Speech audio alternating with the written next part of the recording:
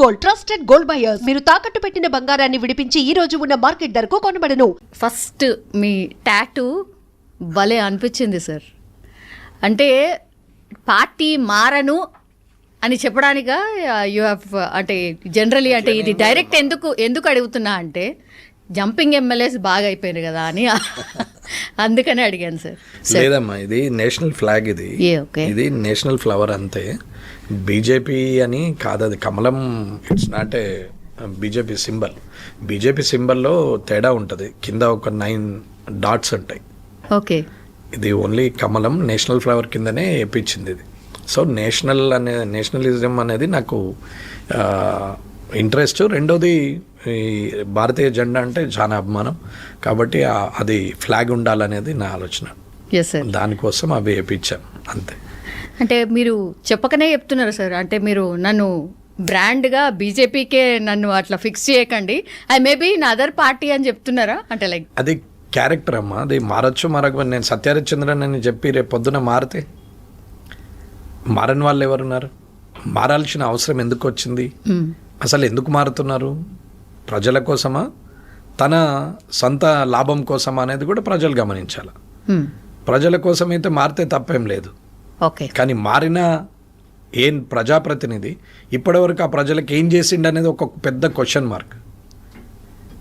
ఇప్పుడు ఎవరినైనా తీసుకోండి, మీరు జంపింగ్ జపాంగ్ అని చెప్పేస్తారు, అందరూ జంపింగ్ ఎమ్మెల్యేలు అని మాట్లాడతారు కదా. మారినటువంటి ఎమ్మెల్యేలు అందరూ కూడా ప్రజల నియోజకవర్గ ప్రజల అభివృద్ధి కోసం మారినామని చెప్తారు. సింపుల్ డైలాగ్ అంతే, ఇంకేం లేదు. ఏది జిందా తిలాస్మాత్ లాగా సర్వరోగ నివారణి జిందా తిలాస్మాత్. పార్టీ మారడానికి ఒకే ఒక్క కారణం నియోజకవర్గ ప్రజల అభివృద్ధి కోసం అని అంటారు. మరి అభివృద్ధి ఎంత జరిగింది ఒకసారి లెక్కేసి చెప్పగలిగిన ఏ ఎమ్మెల్యే అయినా? మారిన ఎమ్మెల్యే ఈ నియోజకవర్గానికి నేను పార్టీ మారడం వల్ల ఒక సింబల్ మీద గెలిచి ఇంకొక సింబల్ ఉన్నటువంటి పార్టీ అధికారంలోకి వచ్చింది కాబట్టి నేను ప్రతిపక్షంలో ఉంటే నష్టం జరుగుతుంది కాన్స్టిట్యున్సీకి అని చెప్పి నేను అధికార పక్షంలోకి వచ్చినా అని చెప్తున్నారు కదా. అవును, వచ్చి చేసిన అభివృద్ధి ఏందో ప్రజలతో చెప్పించగలరా, లేదా ప్రజల మధ్యన వీళ్ళు చెప్పగలరా? ఈ 2 ప్రశ్నలకు ఆన్సర్ ఇస్తే పార్టీకి నేను కట్టుబడి ఉన్నా అని ప్రభుత్వంలో ఉన్నప్పుడు మాట్లాడతారు, ప్రజల ముందట మాట్లాడతారు. అదే ప్రభుత్వం రానిప్పుడు ప్రతిపక్షంలో ఉండి కొట్లాడే క్షణమోపిక కూడా లేని ప్రజాప్రతినిధులు ఏ లాభం కోసము ఇవాళ పార్టీలు మారుతున్నారు అనేది ప్రజలు ఆలోచించుకోవాలి. నేను చెప్పిన దాంట్లో మొత్తం అర్థం ఉంది. దీన్ని కొంచెం విశ్లేషణ చేసుకుంటే ప్రజలందరికీ అర్థమవుతుంది నేనేం చెప్పాను అనేది. Yes sir. అంటే ఏదైనా సరే మీరు ముక్సూటుగానే మాట్లాడతారు, అంటే ఫేస్ టు ఫేసే చెప్పేస్తారు, పెద్ద దాచుకున్నట్టు కూడా ఏం అనిపించదు సార్. చాలా ఇంటర్వ్యూస్ చూసినప్పుడు కూడా అదే అనిపిస్తుంది సార్. నా స్ట్రైట్ క్వశ్చన్, మీరు బీజేపీ ఆఫీస్కి ఈ మధ్య కాలంలో ఎన్ని టైమ్స్ పోయారు? మీరు గెలిచినప్పటి నుంచి ఇప్పటి వరకు. నేను గెలిచిన తర్వాత మ్యాక్సిమం ఒక 1 month వరకు పబ్లిక్తోనే అయ్యింది, ఇంటి దగ్గర కలవడానికి.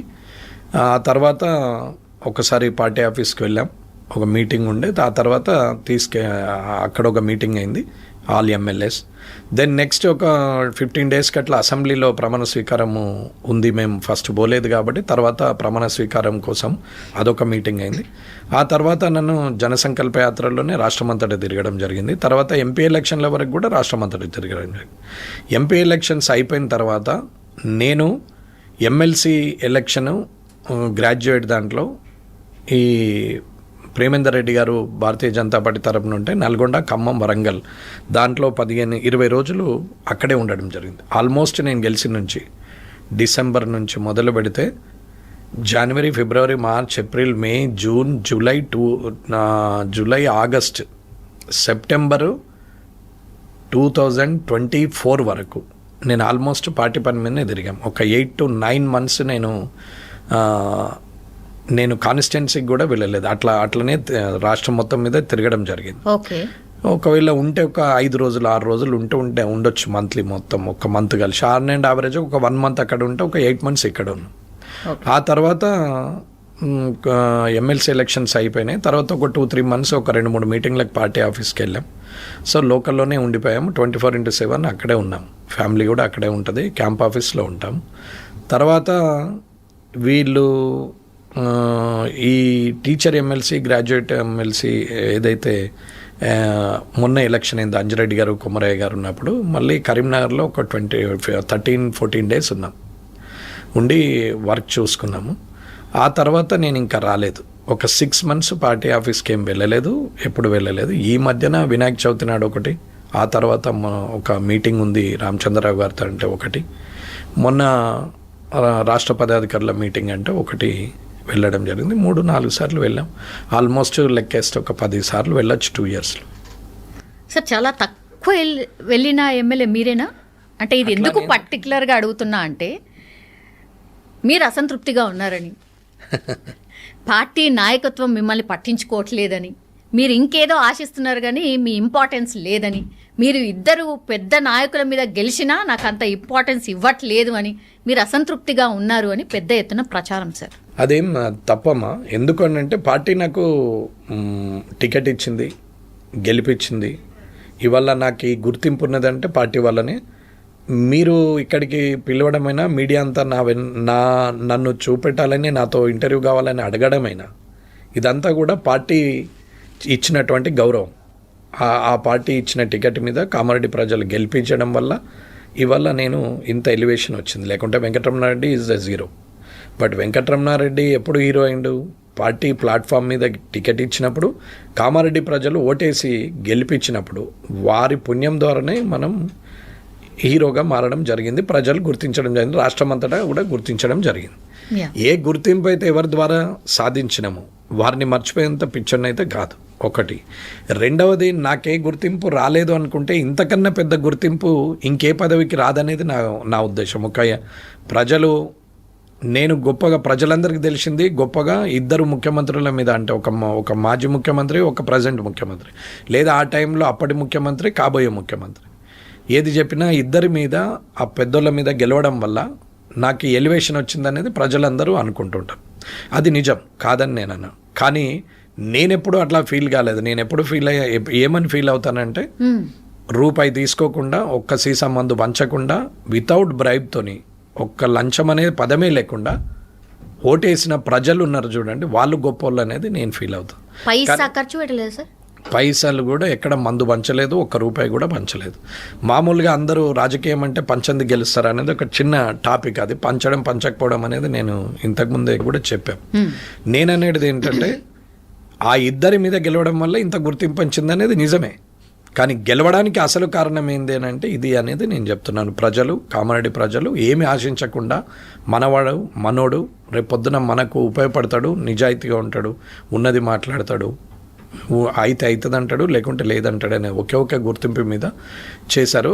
లేదా సోషల్ సర్వీస్ చేసిన దాని మీద, అందరికీ సాయపడ్డ దాని మీద కూడా మనోడు అనుకునే ఒక గుర్తింపు వచ్చి ఉంటుంది.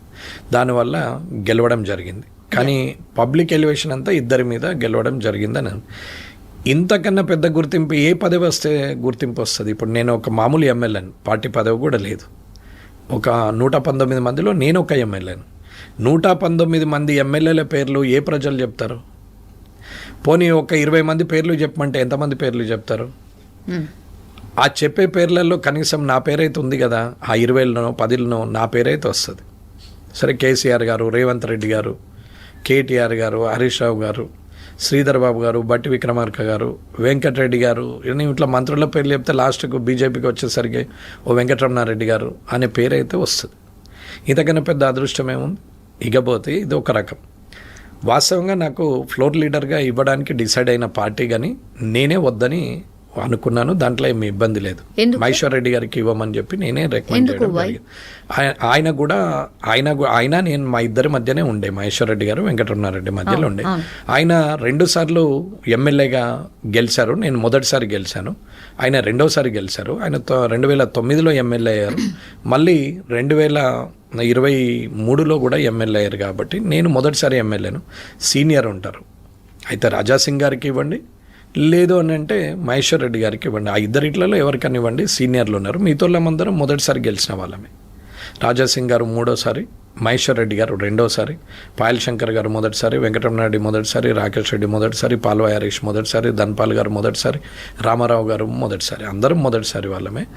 ఇస్తే వాళ్ళిద్దరు ఇట్లలో ఎవరికైనా ఇవ్వచ్చు, అది ఎలా ఆలోచించి చేస్తారనేది మీరు చూడండి అని చెప్పడం జరిగింది. వాస్తవంగా కన్ఫర్మ్ చేసిన తర్వాతనే నేను వద్దని చెప్పడం జరిగింది. మరి పార్టీ నాకు అంత పెద్ద పోస్ట్ ఇస్తా అని అన్నాక ఇంకా నాకెందుకు అసంతృప్తి ఉంటుంది?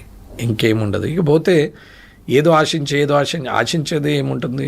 ఆశ అందరికీ ఉంటుంది, కానీ అది ఫలితం. మీరు రాష్ట్ర అధ్యక్ష పదవి కూడా ఆశించిండ్రు అనేది నేను బయట ఇంతవరకు కూడా నేను రాష్ట్ర అధ్యక్ష పదవిలో నేను ఉంటానే లేదు. నేను ముఖ్యమంత్రి అవుతాను అన్న మాట మాత్రం నిజం.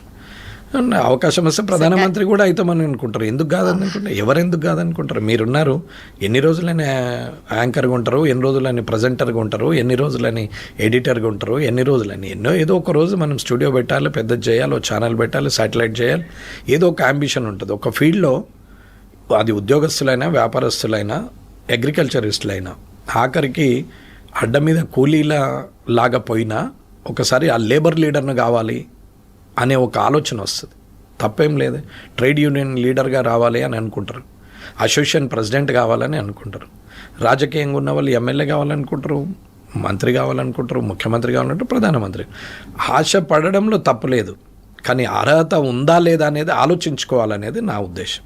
మరి మీరు రామచంద్రరావు గారి ప్రమాణ స్వీకారానికి లేదంటే ఆయన ఎలక్ట్ అయిన తర్వాత అసలు కనిపించలేదు, మొన్నెప్పుడో మీ నోట్తోనే మీరు చెప్పారు మొన్నెప్పుడో వచ్చి కలిసాను. Why sir? వినాయక చవితి రోజే కలిశాను. ఆయన ఎన్నికైన తర్వాత 3 నెలలకు వచ్చి కలిశాను. నేను యాక్చువల్ ఏవైతే గుళ్ళు, కుల సంఘాలు, కళ్యాణ మండపాలు ఏవైతే ఫైనాన్షియల్ రిటర్న్స్ ఉంటాయో ఆ సంఘంకు పెట్టుబడి పెట్టిన తర్వాత దాని మీద ఇన్కమ్ అనేది ప్రజలకు ఉండాలా, అప్పుడు ఆ సంఘం బలోపేతంగా అవుతుంది. కానీ డెడ్ ఇన్వెస్ట్మెంట్ చేయొద్దు అనేది నా ఆలోచన. ఒకటి పనికిరాని కట్టడం కట్టించే కన్నా దానివల్ల రిటర్న్స్ వచ్చే కట్టడం కట్టియడం కరెక్ట్ అనేది నా ఆలోచన. కళ్యాణ మండపము ఖచ్చితంగా కిరాయిలు వస్తాయి, వాళ్ళకు ఆ సంఘంలో జమ అవుతూ ఉంటుంది. ఇది నా ఉద్దేశం. గుళ్ళు ఉన్నాయి, మానసిక పరిస్థితి బాగాలేనప్పుడు ప్రతి ఒక్కరం పోయేది గుడికే.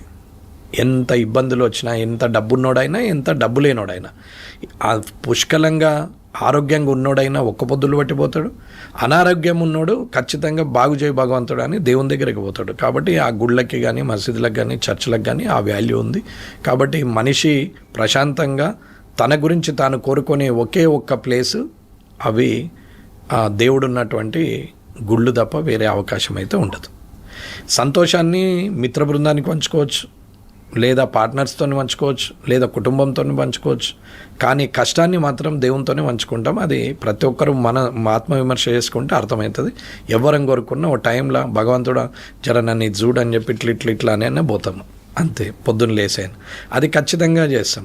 అది ఒక్క పూట దొరకలేదా రామచంద్రరావు గారికి? అయితే ఆయన పూట దొరకలేదంటే నేను అవన్నీ రోజు 35 నుంచి 40 సంఘాల ఇనాగ్రేషన్స్ ఉండే, అట్లా 3600 సంఘాల దగ్గర నేను మొత్తం కంప్లీట్గా డైలీ చేసుకుంటూ పోతే కూడా నాకు నెల రోజులు చేస్తే 900 అయినాయి. 900, 1000 దాకా దాటలేవు. కంటిన్యూగా నేను 2.5 months చేసిన. 2.5 months చేస్తే ఇంకో 25% ఇంకా పెండింగ్ ఉన్నాయి, అవి చేయలేదు ఇంకా. కంటిన్యూగా 3 months, almost 3 months, 2.5 months means 82 days చేసాం కంటిన్యూగా. నువ్వు వర్షం వచ్చినా రాకున్నా ఏదన్నా మార్నింగ్ 8 to ఈవినింగ్ 8-9 వరకు కంటిన్యూ చేసాం. నా ఫేస్బుక్లో ఆ డేట్స్తో సహా కనపడుతుంది. నేనేదో ఓరల్గా మాట్లాడుతుంది. కాటిపల్లి వెంకటరమణారెడ్డి అని కొడితే ఆ డేట్లలో ఎన్ని గ్రామాలలో ఎన్ని చేశాడు అనేది లైవ్ కనపడుతూనే ఉంటుంది. రామచంద్రరావు గారు ఎలక్ట్. సో ఆ రోజు రామచంద్రరావు గారి ఎలక్షన్ కన్నా వారం 10 రోజుల ముందే కిషన్ రెడ్డి గారికి నేను చెప్పాను, అన్న మరి నేను రమ్మంటున్నారు, నాకేమో ఇది ఉంది, ఇవి ఒక ప్రోగ్రామ్ 2 ప్రోగ్రాంలు అంటే క్యాన్సిల్ చేయొచ్చు, 35-40 ప్రోగ్రాంలు క్యాన్సిల్ చేయడం అంటే చాలా ఇబ్బంది అవుతుందన్న. అందరూ ఒక్కొక్క సంఘంలో 100-150 మంది they are waiting for me, నా కోసం ఎదురు చూస్తుంటారు. అట్లా రోజు 4-5 వేల మందిని క్యాన్సిల్ చేయలేము, కంటిన్యూ ఉంది, నన్ను ఏం చేయమంటారంటే సరే పర్వాలేదు మీరు రాకున్నా పర్లేదు అని కిషన్ రెడ్డి గారు అన్నారు. తర్వాత ఎలక్షన్ అయింది. ఎలక్షన్ రోజు కూడా రమ్మని చెప్తే కూడా చెప్పినా ఇట్లా ఉంది పరిస్థితి అంటే సరే అన్నారు. నేను ఎప్పటికప్పుడు కిషన్ రెడ్డి గారికి చెప్పాం. తర్వాత ప్రమాణ స్వీకారం అయిన రామచంద్రరావు గారిది అయిన రోజు కూడా అది ఫస్ట్ ఏదైతే అనుకున్నామో ఆ డేట్ ఖాళీ ఉండే నాకు. తర్వాత షెడ్యూల్ అలాగే ఉంది. తర్వాత ప్రమాణ స్వీకారం డేట్ కొంచెం దూరం పోయేసరికి మళ్ళీ ఆగాల్సి వచ్చింది.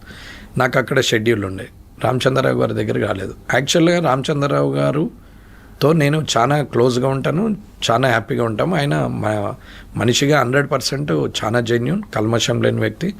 రాజకీయ నాయకుని లక్షణం అంటే లక్షణాలు అంటే కన్నింగ్ నేచర్ ఆయన దగ్గర లేదు. అడగకుండానే చెప్పేస్తున్నారు, బికాజ్ మా మధ్యలో ఏ డిఫరెన్స్ లేదని ముందే చెప్పేస్తున్నారు. అంటే సేఫ్ సైడ్ ఏం లేదమ్మా.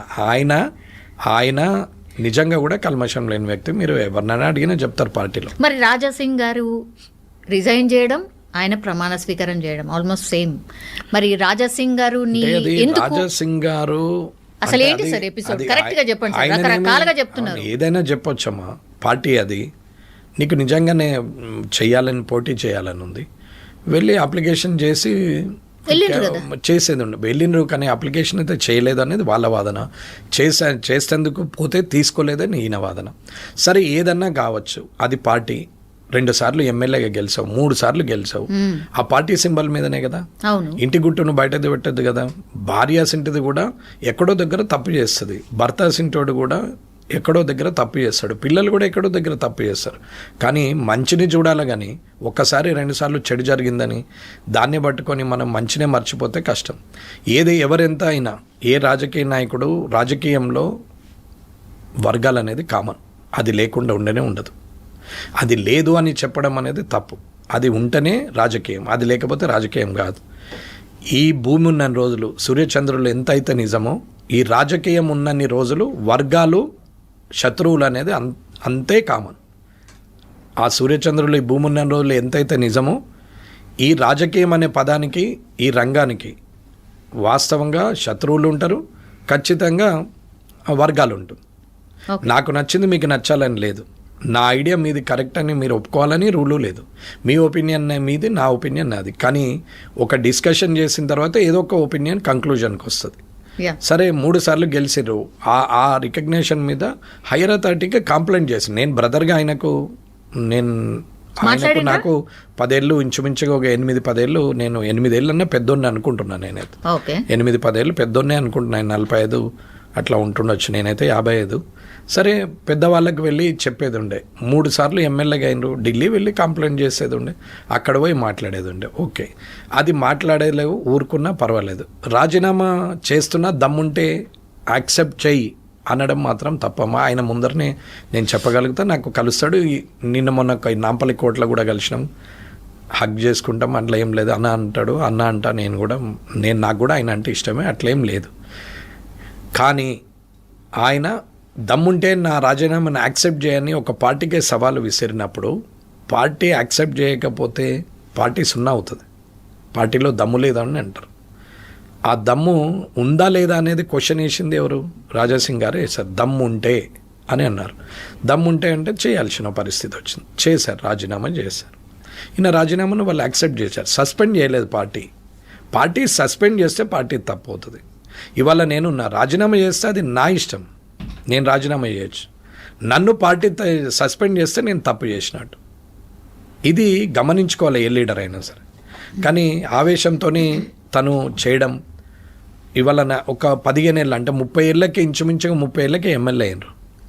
నేను 30 ఏళ్ళ నుంచి కొట్లాడితే 55 ఏళ్ళకి ఎమ్మెల్యే నేనా? ఎవరు అదృష్టవంతులు ఇందులో? ఇద్దరి మీద గెలిచిన నేనా, లేక 15 సంవత్సరాలుగా ఎమ్మెల్యే కొనసాగుతున్న రాజాసింగ్ గారు? 30 సంవత్సరాల్లోనే ఎమ్మెల్యేగా అయిన ఆయన అదృష్టవంతుడా? 50 సంవత్సరాలకు ఇద్దరి మీద గెలిచిన నేను అదృష్టవంతున్నా. అదృష్టానికి కొలమానం ఏం లేదు, అది తృప్తికి సంబంధించిన విషయం. నేను తృప్తిగా, ఐఎమ్ కంఫర్ట్ అనుకుంటే కంఫర్టే, నేను కంఫర్ట్ లేని అనుకుంటే లేదు, అంతే. అది మన సైకాలజీ. మన మనసు ఏం ఆలోచిస్తుందో మన మెదడు అదే చెప్తుంది. మన మెదడు ఏదైతే చెప్తుందో అదే మనసు ఆలోచించుకుంటే తృప్తి అనేది కలుగుతుంది. ఆ తృప్తి లేనప్పుడు ఏ స్థాయికి పోయినా వ్యతిరేకత కామన్. ఈ పార్టీలకు పోతాడు, ఆ పార్టీలకు పోతారు అని బాగా పెద్ద ఎత్తున ప్రచారం. ఆయన ఎందుకు వెళ్తాడో ఆయన డైరెక్ట్ చెప్పాడు, నేను బీజేపీ మళ్ళీ పిలిస్తే వస్తాను కూడా అంటున్నాడు. పిలుస్తుండొచ్చు మరి ఎందుకు భవిష్యత్తులో. పిలుస్తలేరు సార్? పిలుస్తారు, భవిష్యత్తులో పిలుస్తారు. ప్రతి దానికి ఒక సమయం వస్తుంది.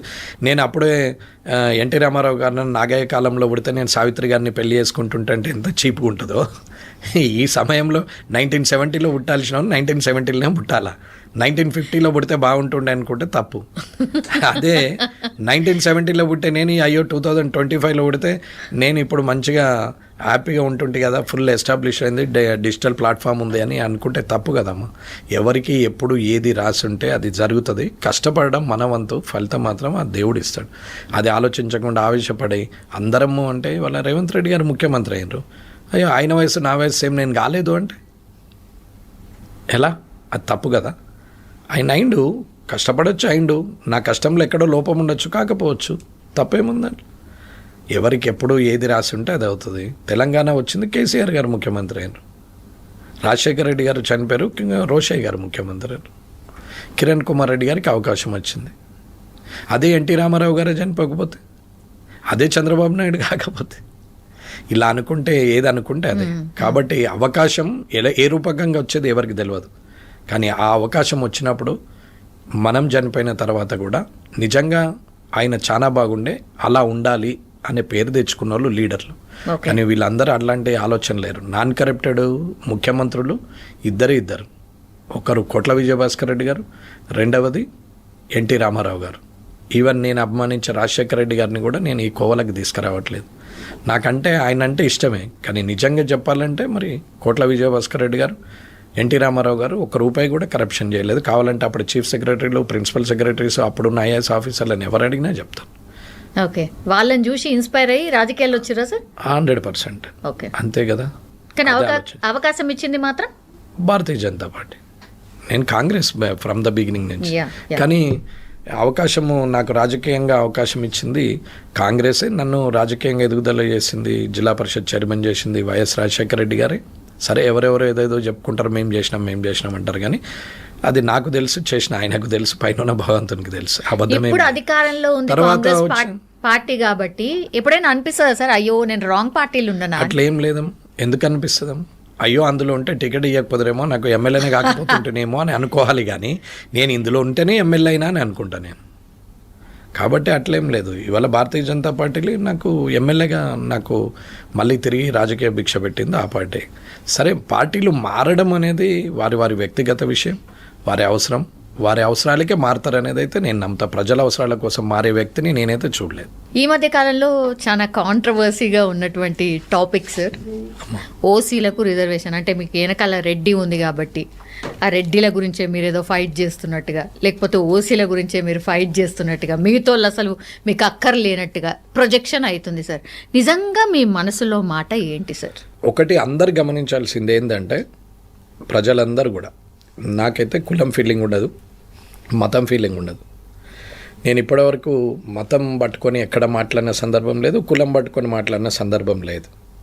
నేను తప్పొప్పులనే చూస్తా, నీనా అని కూడా చూడ. నేను మంచి చెడు, తప్పు ఒప్పు, వీటి మధ్యనే నేను క్యాలిక్యులేషన్ చేసుకుంటూ ఉంటానమ్మా.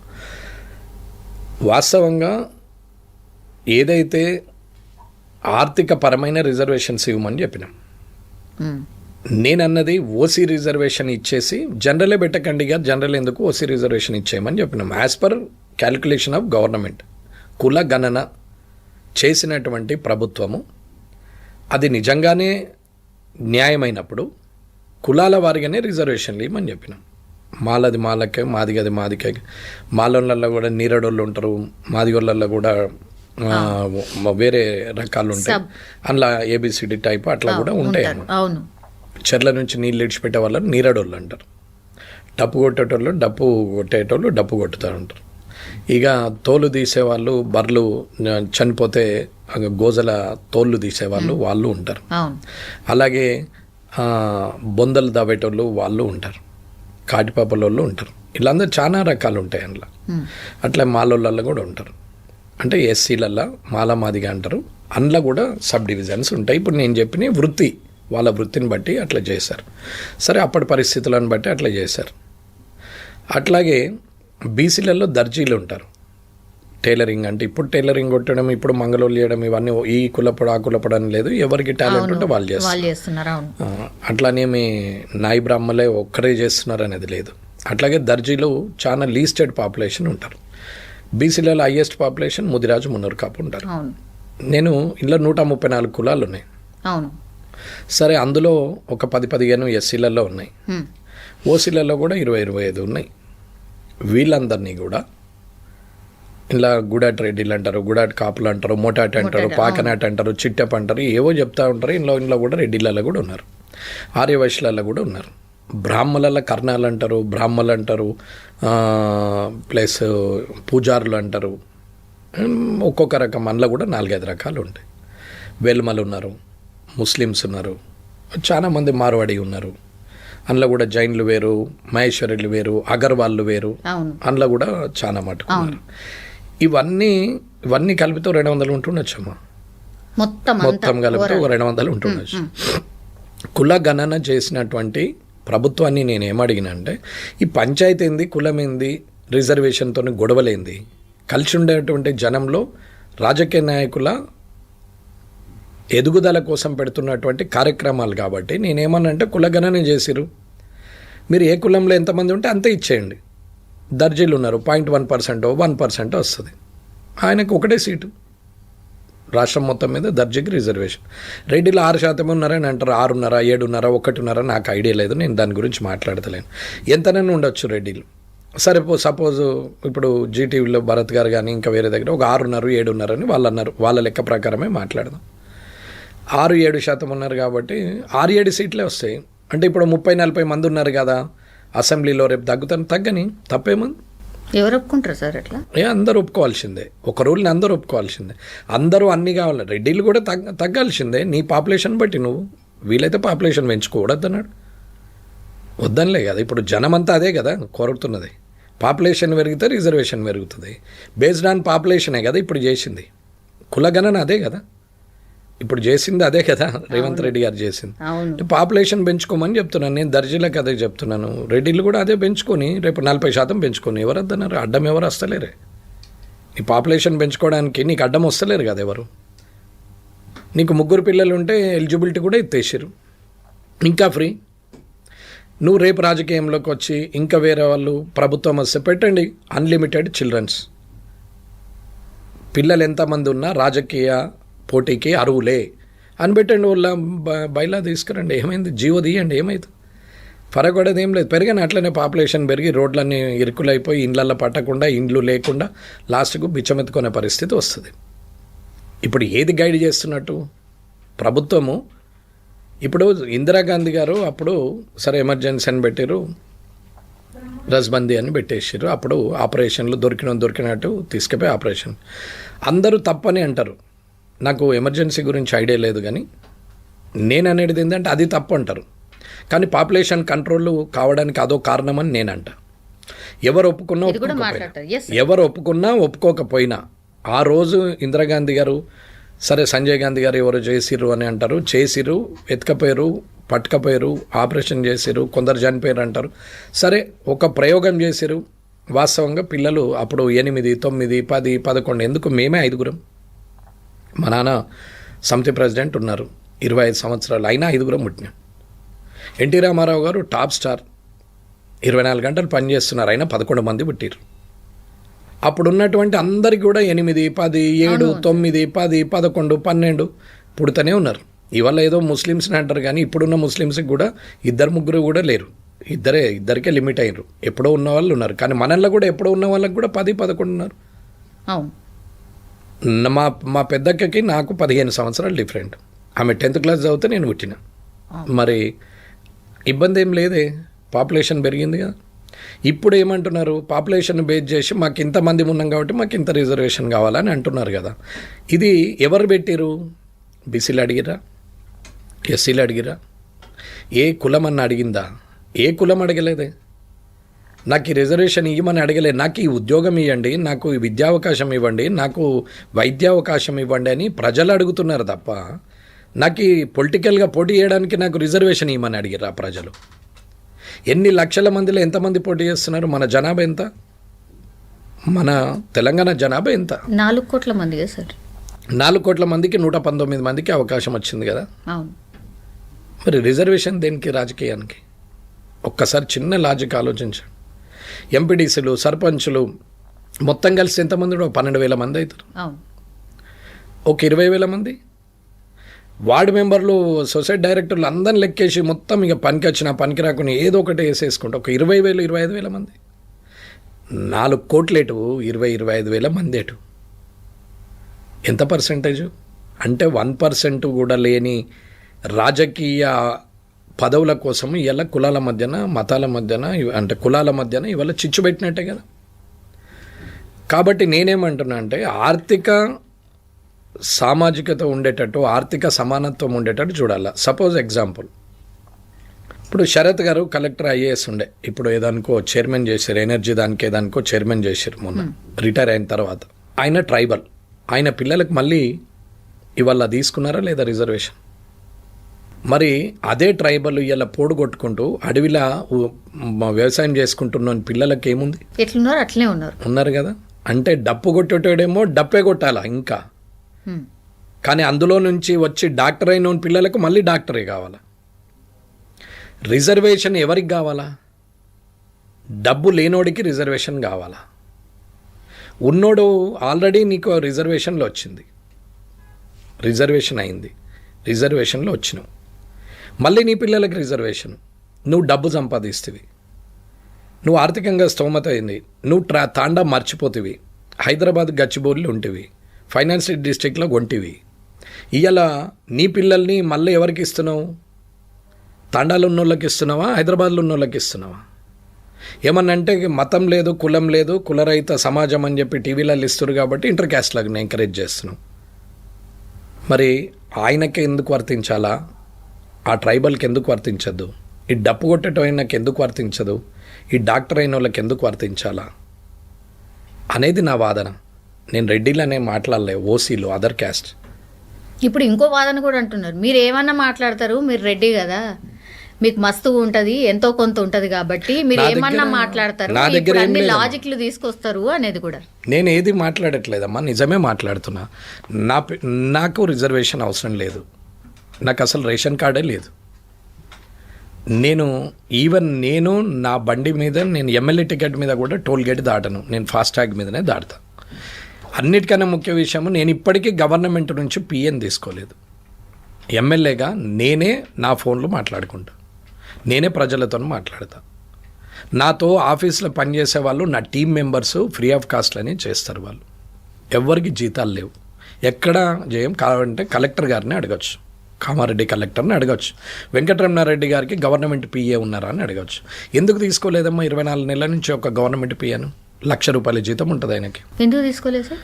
24 లక్షల రూపాయలు అవుతుండే ఇప్పటికి జీతం. ఆయనకు ప్రజలకు పని చేయాలా, నాకు పని చేయాలా?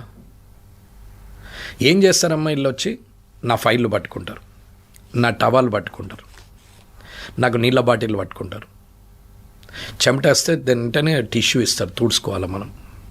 వీడికి చేయలేవా? ఎమ్మెల్యేకు ఇప్పుకొని తాగరాదా? నీ ఫైల్ నువ్వు పట్టుకొని రాదా? అసలు వాళ్ళ పని ఏంది సార్? వాళ్ళ పని ఏముంది? అఫీషియల్గా కోఆర్డినేషన్, ఎమ్మెల్యేకు ప్రజలకు అధికారులకు మధ్యన కోఆర్డినేషన్ చేయాల్సింది పిఏలు. ఓకే, పిఏలు, ఓఎస్డీలు, పిఎస్లు, వాట్ ఎవర్ ఇట్ ఈస్. ఎవరైనా సరే ఓ రేంజ్, మంత్రుల దగ్గరికి వచ్చేసరికి ఓఎస్డీలు ఉంటారు, ఎమ్మెల్యేలకు వచ్చే పిఎస్లు ఉంటారు, పెట్టుకోవచ్చు. ఒక్కొక్క ఎమ్మెల్యేకి 2 పెట్టుకున్న సందర్భాలు చూపెడతా నేను. ఏం అవసరమమ్మా? వాళ్ళ చేతిలో ఫైల్ ఉంటుంది, ఎవరన్నా రాగానే ఆ పిఏకి ఇచ్చే అంటారు. నువ్వు వినవు, పిఏ మాట్లాడతాడు. పిఏ రిసీవింగ్ ఏముంటుంది? కొడుకు వచ్చి తండ్రికి కష్టం చెప్పుకుంటే తండ్రికి అర్థమవుతుంది, పాలోనికి అర్థం కాదు. కొడుకు వచ్చి కష్టం చెప్పుకుంటే తండ్రికి అర్థమవుతుంది, పాలోనికి అర్థం కాదు. భార్య వచ్చి భర్తకు చెప్పుకున్నా, భర్త పోయి భార్యకు చెప్పుకున్నా వాళ్ళకి అర్థమవుతుంది, పక్కింట్లో వాళ్ళకి అర్థం కాదు. కానీ ఇక్కడ ఏం జరుగుతున్నది? ఈయన ఆయనకు చేయమంటాడు, ప్రజలు వస్తే పిఏకు చెప్పండి, పిఏ రాసుకుంటాడు. పిఏ చెప్తే నీకు నెతికెక్కుతుంది, పిఏ చెప్పకపోతే ఊరుకుంటాడు. పిఏ మంచోడంటే మంచోడు అనిపిస్తుంది, పిఏ చెడ్డోడంటే చెడ్డోడు అనిపిస్తుంది. కారణం ఏంటంటే భార్య స్థానంలో ఆ పిఏ ఉంటాడు 24 గంటలు. భార్య ఏది చెప్తే అదే రైట్ అనుకుంటారు, భర్త ఏది చెప్తే అదే రైట్ అనుకునే భార్య ఎట్లుంటుందో భార్య చెప్తే భర్త ఎట్లా అనుకుంటాడో అట్లనే ఒక లీడర్కు పిఏ అట్లా అంట. పిఏ అంటే నథింగ్ బట్ వైఫ్. 100% ఆయన చెప్పిందే వింటారు. అవునా? ఆయనకు నచ్చితే ఓకే, నచ్చకపోతే వేరు. ఈ పిఏ చేయాల్సిన పని ఏంటి? ఆఫీస్లో కూర్చోండి, ఎమ్మెల్యే క్యాంప్ ఆఫీస్లో కూర్చోండి, పబ్లిక్ కోఆర్డినేషన్ చేస్తూ అఫీషియల్ కోఆర్డినేషన్ చేయాలి. కానీ ఎమ్మెల్యే వెనక బండ్లే పట్టుకొని ఫైళ్ళు పట్టుకొని వెనక తిరగాల్సిన అవసరం లేదు. ఈయనకు చెమటేస్తే తుడవాల్సిన అవసరం లేదు, టిష్యూలు ఇవ్వాల్సిన అవసరం లేదు, ఈయన వస్తువులన్నీ వాళ్ళు మొయ్యాల్సిన అవసరం లేదు. ఎంబటున్న 2 గన్మెన్లకు ఈయనకు అన్ని బ్యాగులు ఇస్తారు, పేపర్లు ఇస్తారు, తువ్వాలలు ఇస్తారు, టిష్యూలు ఇస్తారు. సార్కు మళ్ళీ ఆకలి అయితే నట్స్ అన్నీ అవి పెట్టేసి డ్రై ఫ్రూట్స్ పెట్టి తాపుకోసారి చేతికి అందిస్తారు. సారు పెళ్ళిళ్ళకి పోతే ఇస్తరాకు తెచ్చిస్తారు. సారు తిన్న తర్వాత చేతికి కడిగేందుకు నీళ్ళు ఇస్తారు. సారు తాగేందుకు మంచినీళ్ళు ఇస్తారు. మళ్ళీ సార్ను ఇంట్లో లోపల దాకా దించేసి వస్తారు. కానీ ప్రజలకు ఏం చేస్తారు? మరి నేను పిఏని కూడా తీసుకోలేదమ్మా. ఎందుకు తీసుకోలేదు అంటే వాళ్ళు 24 లక్షలు, ఈ 2 సంవత్సరాలు అంటే 24 లక్షలు, నెలకు ₹1,00,000 జీతం చేసేటువంటి ఒక వ్యక్తిని తీసుకొని నా దగ్గర పెట్టుకునే కన్నా ఈ వ్యక్తి మండలంలోనో లేకపోతే ఆ నియోజకవర్గంలో కలెక్టరేట్లోనో ఆర్డీఓ ఆఫీసులో లేకపోతే ఎక్కడైనా ఆయన మదర్ డిపార్ట్మెంట్లో వర్క్ చేస్తే ఒక 10 మంది జనానికి ఉపయోగపడతాడనే ఒక సదుద్దేశం మీద తీసుకోలేదు. నేను చేసే పెద్ద పని ఏముంటుందమ్మా? సబ్జెక్ట్ నేర్చుకోవాలని ఇంట్రెస్ట్ ఉన్నప్పుడు అన్నీ నేర్చుకోవచ్చు. కానీ ఎందుకులే నేను చదువుడు, పరీక్ష నేను రాస్తా, కానీ చదివేది మాత్రం మా పిఏ అంటారు లీడర్లు. పిఏ చెప్పింది వీళ్ళు రాస్తారు అంతే. పాస్ ఫెయిల్ ఎట్లా ఆధారపడి ఉంటుందమ్మా? నీ టాలెంట్ ఏది? నీ టాలెంటే లేకపోయా మొత్తం డిపెండెంట్గానే ఉంటుంది. ఇండిపెండెంట్ ఆలోచననే మానిపోతుంది. ఇండిపెండెంట్గా థింక్ చేసే మెల్లిగా పిఎల్ఏ మీద ఆధారపడి డిపెండెంట్గా ఆధారపడుతుంది, డిపెండెంట్ అయిపోతుంది. కానీ ఇండిపెండెంట్గా ఆలోచించే శక్తి నీకు లేకుండా అవుతుంది, శక్తిహీనమవుతుంది. ఇటువంటి పరిస్థితుల్లో పిఎను కూడా పెట్టాను. నేను కులం గురించో మతం గురించో రిజర్వేషన్ గురించో నేను వ్యతిరేకంగా మాట్లాడలేదు. అందరికీ అర్థం కావాల్సింది ఏంటంటే, ఒక మీడియాలో ఒక ఇంటర్వ్యూ ఇచ్చిన తర్వాత కింద కామెంట్లను ఏ లీడర్ చదవడో నాకు తెలియదు. నేను 100% చదువుతాను. ఇది అందరు గమనించాలి. ఇది రాసే ప్రతి ఒక్కరు గమనించాలి. అగ్రవర్ణాలు అని బూతులు పెట్టిన వ్యక్తుల నుంచి మొదలు పెడితే, నన్ను వాడు వీడు అని చెప్పి నా ఇష్టం ఉన్నట్టు బూతులు మాట్లాడిన వ్యక్తి నుంచి ప్రతి ఒక్కరిది చదువుతాను. నన్ను అప్రిషియేట్ చేసిన వాళ్ళని చదువుతాను, నన్ను తిట్టిన వాళ్ళని చదువుతాను. నేను మొత్తం 1000 కామెంట్లు ఉంటే 1000 చదువుతానమ్మా. నేను క్లియర్గా స్క్రోల్ చేస్తూ ఉంటే ఒక్క రోజుతో బంద్ చేయను. మళ్ళీ అది నెల రోజులు నడుస్తూ ఉంటే ఆ నెల రోజుల్లో 1000, 1200 కావచ్చు, 1200, 2000 కావచ్చు, 2000, 3000 కామెంట్లు కావచ్చు. ఎక్కడి వరకు చదివినా అక్కడి నుంచి మళ్ళీ చూసుకుంటా. ఎక్కడైతే ఆ కామెంట్లో నిజంగా నాకు నేను మాట్లాడిన దాంట్లో తప్పు పోయింది అని అనుకున్నప్పుడు అవి పాయింట్ చేసుకుంటాను, నేను నోట్ చేసుకుంటాను. నోట్ చేసుకొని అది మళ్ళీ తప్పు జరగద్దు అనేది నేను ఆలోచిస్తాను. కానీ నేను మాట్లాడే ముందే 99% ఎక్కడ తప్పు దొరలకుండా పొల్లు పోకుండానే నేను ఆలోచించుకొని మాట్లాడతాను. నేను ఒక్కసారి నా నోటి నుంచి బయటకు వస్తే తప్పు జరిగితే వెంటనే సరిదిద్దుకొని తప్పైందని చెప్పగలిగే వ్యక్తినే తప్ప తప్పును కూడా నిజం చేయాలనే ఆలోచన ఉన్న వ్యక్తిని కాదు. ఇది అందరూ గమనించాలి. ఈ పెట్టేవాళ్ళు కూడా వాళ్ళు ఎవరన్నా అడ్వర్స్గా పెడితే కూడా వాళ్ళు ఎక్కడా అని కూడా చూస్తాను నేను. వాళ్ళు సోషల్ మీడియాలో కామెంట్ చేసే వ్యక్తులు ఈ రిజర్వేషన్ విషయంలో మాట్లాడినప్పుడు నేను మాట్లాడేది మొత్తం వింటే, నేను ఇచ్చినటువంటి ఇంటర్వ్యూ మొత్తము విన్న తర్వాత నువ్వు కామెంట్ చేస్తే నేను ఒప్పుకుంటాను. కానీ మాట్లాడుతుండగానే నువ్వు కామెంట్ చేస్తూ ఉంటే, మీ ఐడ్రీమ్లు ఇప్పుడు మాట్లాడుతుంటే రేపు పొద్దున మీరు లాంచ్ చేయంగానే వెంటనే కామెంట్లు వస్తుంటాయి. 5 నిమిషాలు 10 నిమిషాల్లో 100 వస్తుంటాయి. ఏదైనా రావచ్చు, వద్దని నేను అంటలే, వాళ్ళ ఇష్టం, అది వాళ్ళ తెలివి, వాళ్ళ జ్ఞానానికే నేను వదిలేస్తున్నా. వాళ్ళది వాళ్ళు ఆలోచించుకోవచ్చు. నేను ఎప్పుడు కూడా ఆలోచించేది ఏంటంటే అతను ఎవరు అనేది చూస్తాం. అందరు ప్రొఫైల్ లాక్కుంటాయి అమ్మ. అడ్వర్స్గా బిహేవ్ చేసే వాళ్ళు అందరు ప్రొఫైల్ లాక్కుంటాయి. అడ్వర్స్గా అంటే అన్పార్లమెంటరీ యూజ్ చేసే వ్యక్తులు, బూతులు మాట్లాడి తిట్టే వ్యక్తులు, రాయడానికి కూడా అసహ్యంగా అనిపించేటువంటి మాటల్ని ఆ సోషల్ మీడియాలో కామెంట్ చేస్తున్నప్పుడు వారి ప్రొఫైల్ ఏంటనేది చూద్దామంటే లాక్డ్ ఉంటుంది. అది ఏది ఉండదమ్మా. వాళ్ళు ఎక్కడ బారిన, ఎక్కడెక్కడ పుట్టిరు, ఎక్కడ చదివారు, వాళ్ళు ఎక్కడెక్కడ వేరు, ఇప్పుడు ఏం చేస్తున్నారు, ప్రజెంట్ లైవ్ ఎక్కడ, ఇవన్నీ ఏముండవు. లాక్, ప్రొఫైల్ లాక్ అని ఉంటుంది. కామెంట్ చేసిన నీవు నిజమే అయినప్పుడు ధైర్యంగా నీది నువ్వు పెట్టు. ఎందుకు లాక్ చేస్తావు? నిన్నెవరేమంటారు? నువ్వు నిజం మాట్లాడినప్పుడు ధైర్యంగా మాట్లాడు. నువ్వు సొసైటీ కోసం మాట్లాడుతున్నప్పుడు ధైర్యంగా మాట్లాడు. నేను ఎంకరేజ్ చేస్తాను. నిజంగానే నువ్వు తప్పు మాట్లాడితే నేను తప్పైందని చెప్తా. నువ్వు తప్పు మాట్లాడలేదు నిజమైంది అని అనుకోండి, నువ్వు ధైర్యంగా పెట్టు, కానీ ప్రొఫైల్ లాక్ చేస్తారు. ఇది సోషల్ మీడియా వారియర్స్. వీళ్ళని ఏమనాలమ్మా? అందుకే నేనేమంటున్నానంటే, నేను ఎక్కడ కూడా ఎవరి గురించి తప్పుగా మాట్లాడాల. నేను ఫాస్ట్యాగ్ పెట్టుకొని పోతున్నా అంటే గొప్పతనం కాదు, అది ప్రభుత్వానికి జమ అవుతుంది అనేది నా ఉద్దేశం. ఇవాళ ఒక ఎంప్లాయీని నేను పిఏగా తీసుకోలేదు అని అంటే నాకు ఆ అవసరం రాలేదు, ప్రజలకు ఉపయోగం ఉంది, నాకు ముఖ్యమా ప్రజలకు ముఖ్యమంటే ప్రజలకే ముఖ్యమో, నాకు అంత నెసెసిటీ లేదు అని అనిపించింది కాబట్టి నేను ఆ పిఎన్ కూడా పెట్టుకోలేదు. మీ ఒక్కరి వల్ల ఏమవుతుంది సార్? 119లా 118 మంది ఆల్రెడీ పెట్టుకున్నారు, మీ ఒక్కళ్ళు మైనస్ అయితే ఏమవుతుంది? పెద్దగా ఏం మిగిలిపోదు కదా. మరి ఇట్లాంటివి కూడా మాట్లాడతారు కదా సార్. ఎవరు పెద్దగా మిగిలిపోదు కదా, మిగిలిపోయింది అయితే మొదలవుతుంది కదా, ఒకరిని చూసి ఒకరు మారుతారు కదా. ఇదే మాట ఫ్రీడమ్ ఫైటర్స్, నాకెందుకులే, నాకు భార్యా పిల్లలు ఉంటారు, నేను పెళ్లి చేసుకుంటా, పిల్లల్ని గంట, ఇంగ్లీష్ వాడి కింద అయితేమి, ఫ్రెంచ్ వాడి కింద అయితేమి, ఇంకోని కింద అయితేమి, ఇంకోని కింద అయితేమి, నాదేం పోయింది, గిదే బానిసత్వము, నేను బానిసగానే ఉండిపోతా, కానీ నా పిల్లలతోనే హ్యాపీగా ఉంటా అని అనుకొని ఉంటే, భగత్ సింగ్ గారు కానీ, చంద్రశేఖర్ ఆజాద్ గారు కానీ, వీళ్ళందరూ కూడా, అంటే సుభాష్ చంద్రబోస్ గారు కానీ, ఎవరైనా ఫ్రీడమ్ ఫైటర్స్ అందరూ కూడా, అల్లూరి సీతారామరాజు గారు కానీ, అట్లాగే వందల మంది బయటకు రానోళ్ళు, లక్షల మంది ప్రాణత్యాగం చేసిన వాళ్ళు, వాళ్ళందరూ ఇట్లనే ఆలోచించుంటే ఇవాళ ఈ అరచేతిలో 6 ఇంచుల ఫోన్ పట్టుకొని కూర్చుండే వాళ్ళమా? ఇవాళ ఇంత లగ్జరీ బట్టలు వేసుకొని ఏసీలలో బతికేవారేమా? ఇవాళ అందరు కార్లు వేసుకొని ఇవాళ పిజ్జా బర్గర్ల పొండి తిరిగే వాళ్ళమా? ఇవాళ తలెత్తి మీదికి చూసేంత హైరేజ్ బిల్డింగ్లను చూసేవాళ్ళమా? ఇవాళ అమెరికా పోయేవాళ్ళమా? ఇవాళ ఇంత లగ్జరీ బతికే వాళ్ళమా? 6 ఇంచుల ఫోన్ చేతిలో ఉంది, కనీసం 6 ఇంచుల కాడ 12 ఇంచుల బుడ్డ గోసి పెట్టుకొని కూర్చుండేవాళ్ళం. 6 ఇంచుల ఫోన్కి వచ్చింది అంటే వాళ్ళ ప్రాణత్యాగం కాదా?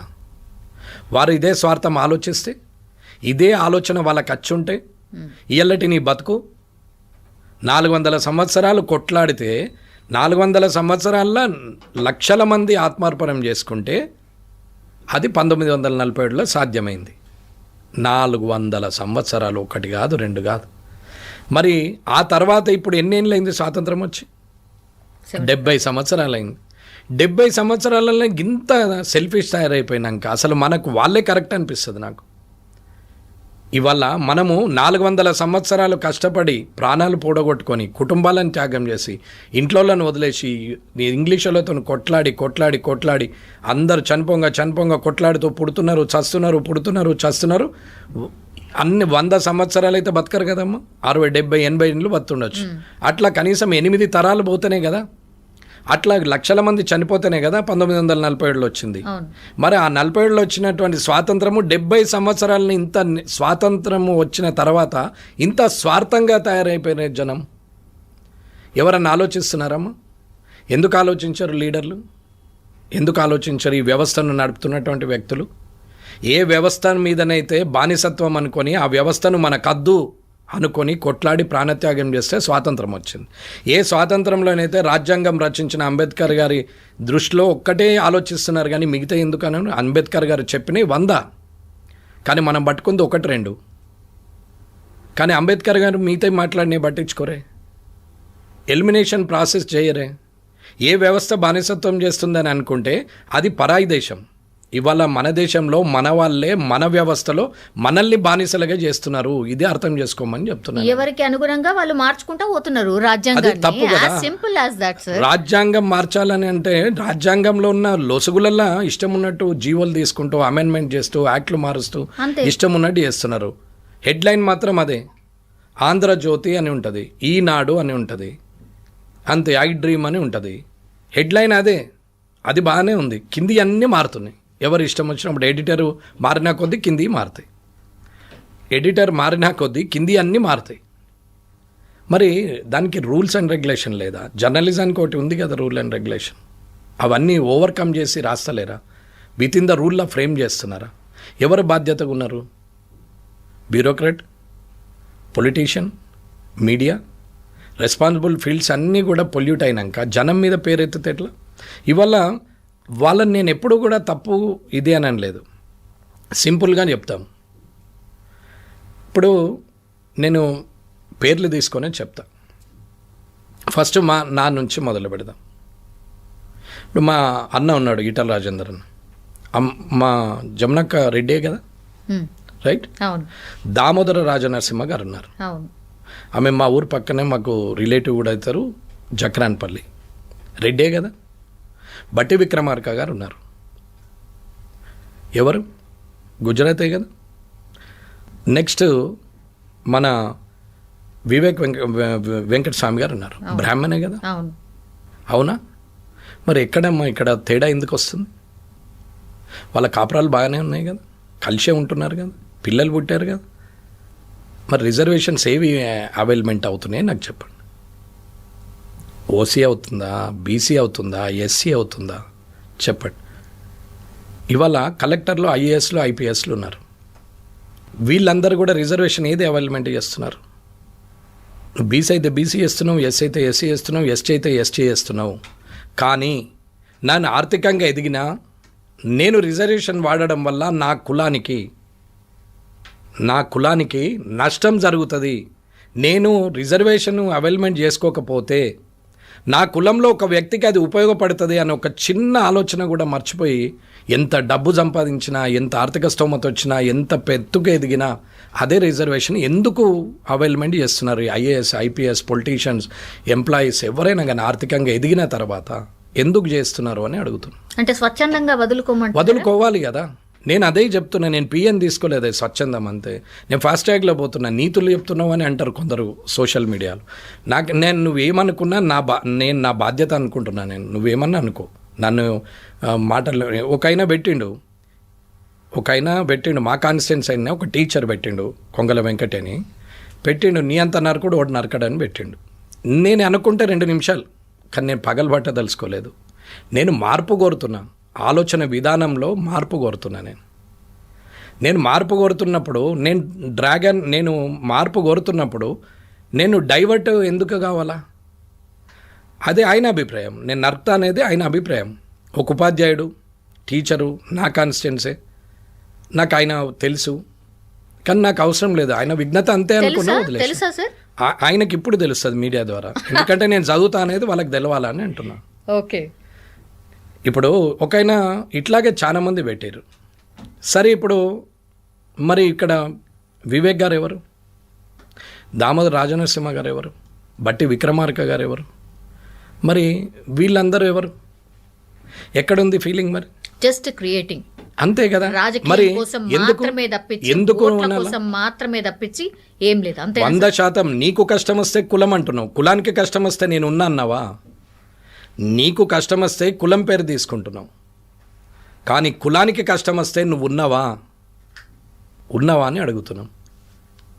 నేను ముదిరాజులు 300 కాపులు వేస్తే గెలిచినా అని గర్వంగా చెప్తా, బీసీలు వేస్తే గెలిచినా అని చెప్తున్నాం, క్లియర్గా చెప్తాం. ఏం ఇబ్బంది లేదు.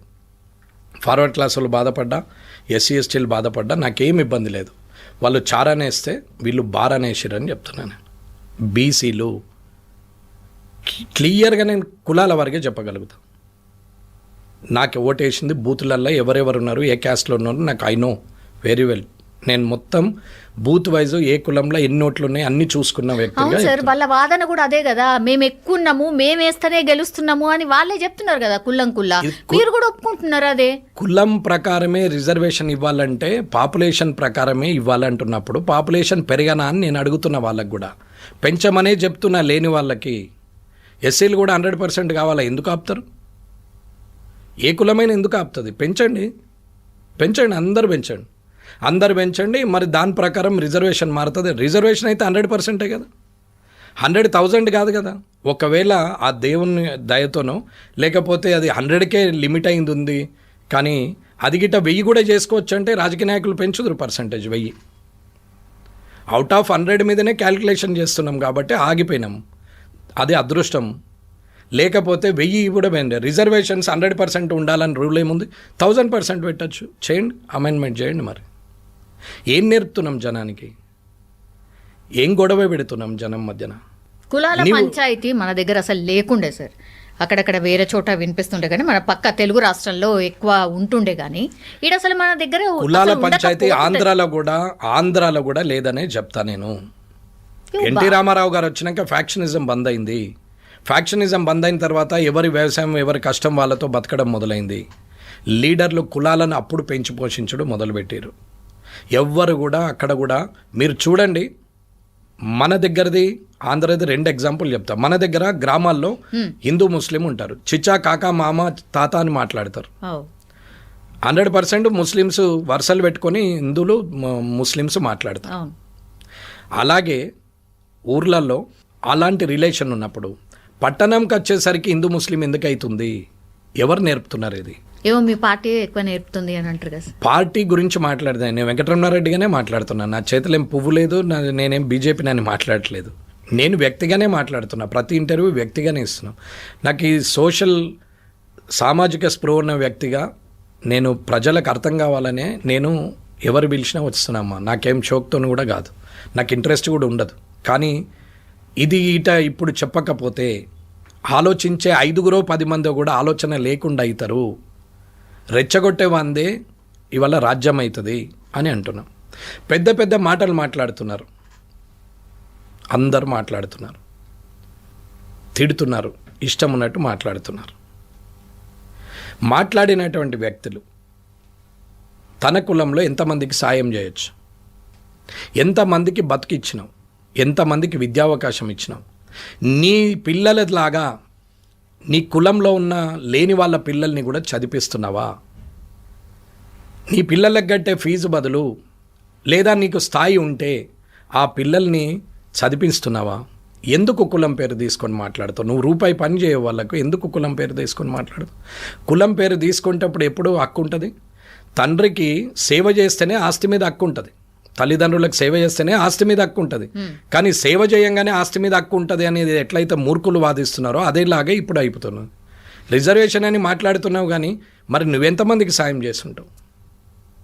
ఇప్పుడు మల్లన్న గారు ఉన్నారు, నాకేం వ్యతిరేకత లేదమ్మా ఆయన మీద. నేను అదే అడగబోతున్నా, ఈడబ్ల్యూఎస్ గురించి మాట్లాడతారు అమ్మా. అదర్ దెన్ 100 అది ఈడబ్ల్యూఎస్ అనేది 100లో కాదు. ఇది అందరు గుర్తించాలా. జీవో తీసుకోండి, ఈడబ్ల్యూఎస్ గూగుల్లో కొడితే వస్తుంది. అందులో ఏముందో చూడండి. 100 సీట్లు ఉన్నాయి, ఎవరి రిజర్వేషన్ వాళ్ళకు ఉండంగా 10 సీట్లు పెంచి ఈడబ్ల్యూఎస్ వాళ్ళకి ఇవ్వమన్నారు ఎడ్యుకేషన్లో. ఇది గమనించాల, ఉద్యోగంలో ఇది గమనించాల. అంతేగాని వీళ్ళకి చాలా మంది ఏమంటారు, అందులోకెళ్ళే తీసి ఇచ్చేసారు అని అంటారు. ఏం మాట్లాడతారమ్మా? తెలుసుకొని మాట్లాడితే సంతోషం. నేనేమి ఈడబ్ల్యూఎస్కు సపోర్ట్గా మాట్లాడట్లేదు, కానీ తప్పుడు సమాచారం ప్రజలకు ఇవ్వద్దు అని చెప్తున్నా. గూగుల్లో, ఫోన్లో, యూట్యూబ్లో 190 చూస్తారు, అడ్డమైనలా చూస్తారు, పనికి మాసినలా చూస్తారు. అందులో ఒక చిన్న అంటే ఏమంటారు తప్పుడు మాటలు పెడితే అది ఒత్తి చూస్తారు. ఆ హీరోతో ఈ హీరోయిన్కు లింకా అని పెట్టంగానే కట్టుకుమని కొట్టి చూస్తారు. 100 వ్యూలు పోతుంటాయి, 1000 పోతుంటాయి. అందులో ఏమి ఉండదు, కానీ క్యూరియాసిటీ, చూసేవాని క్యూరియాసిటీ అంత నేరో నాలెడ్జ్ అయిపోయింది జనంకి.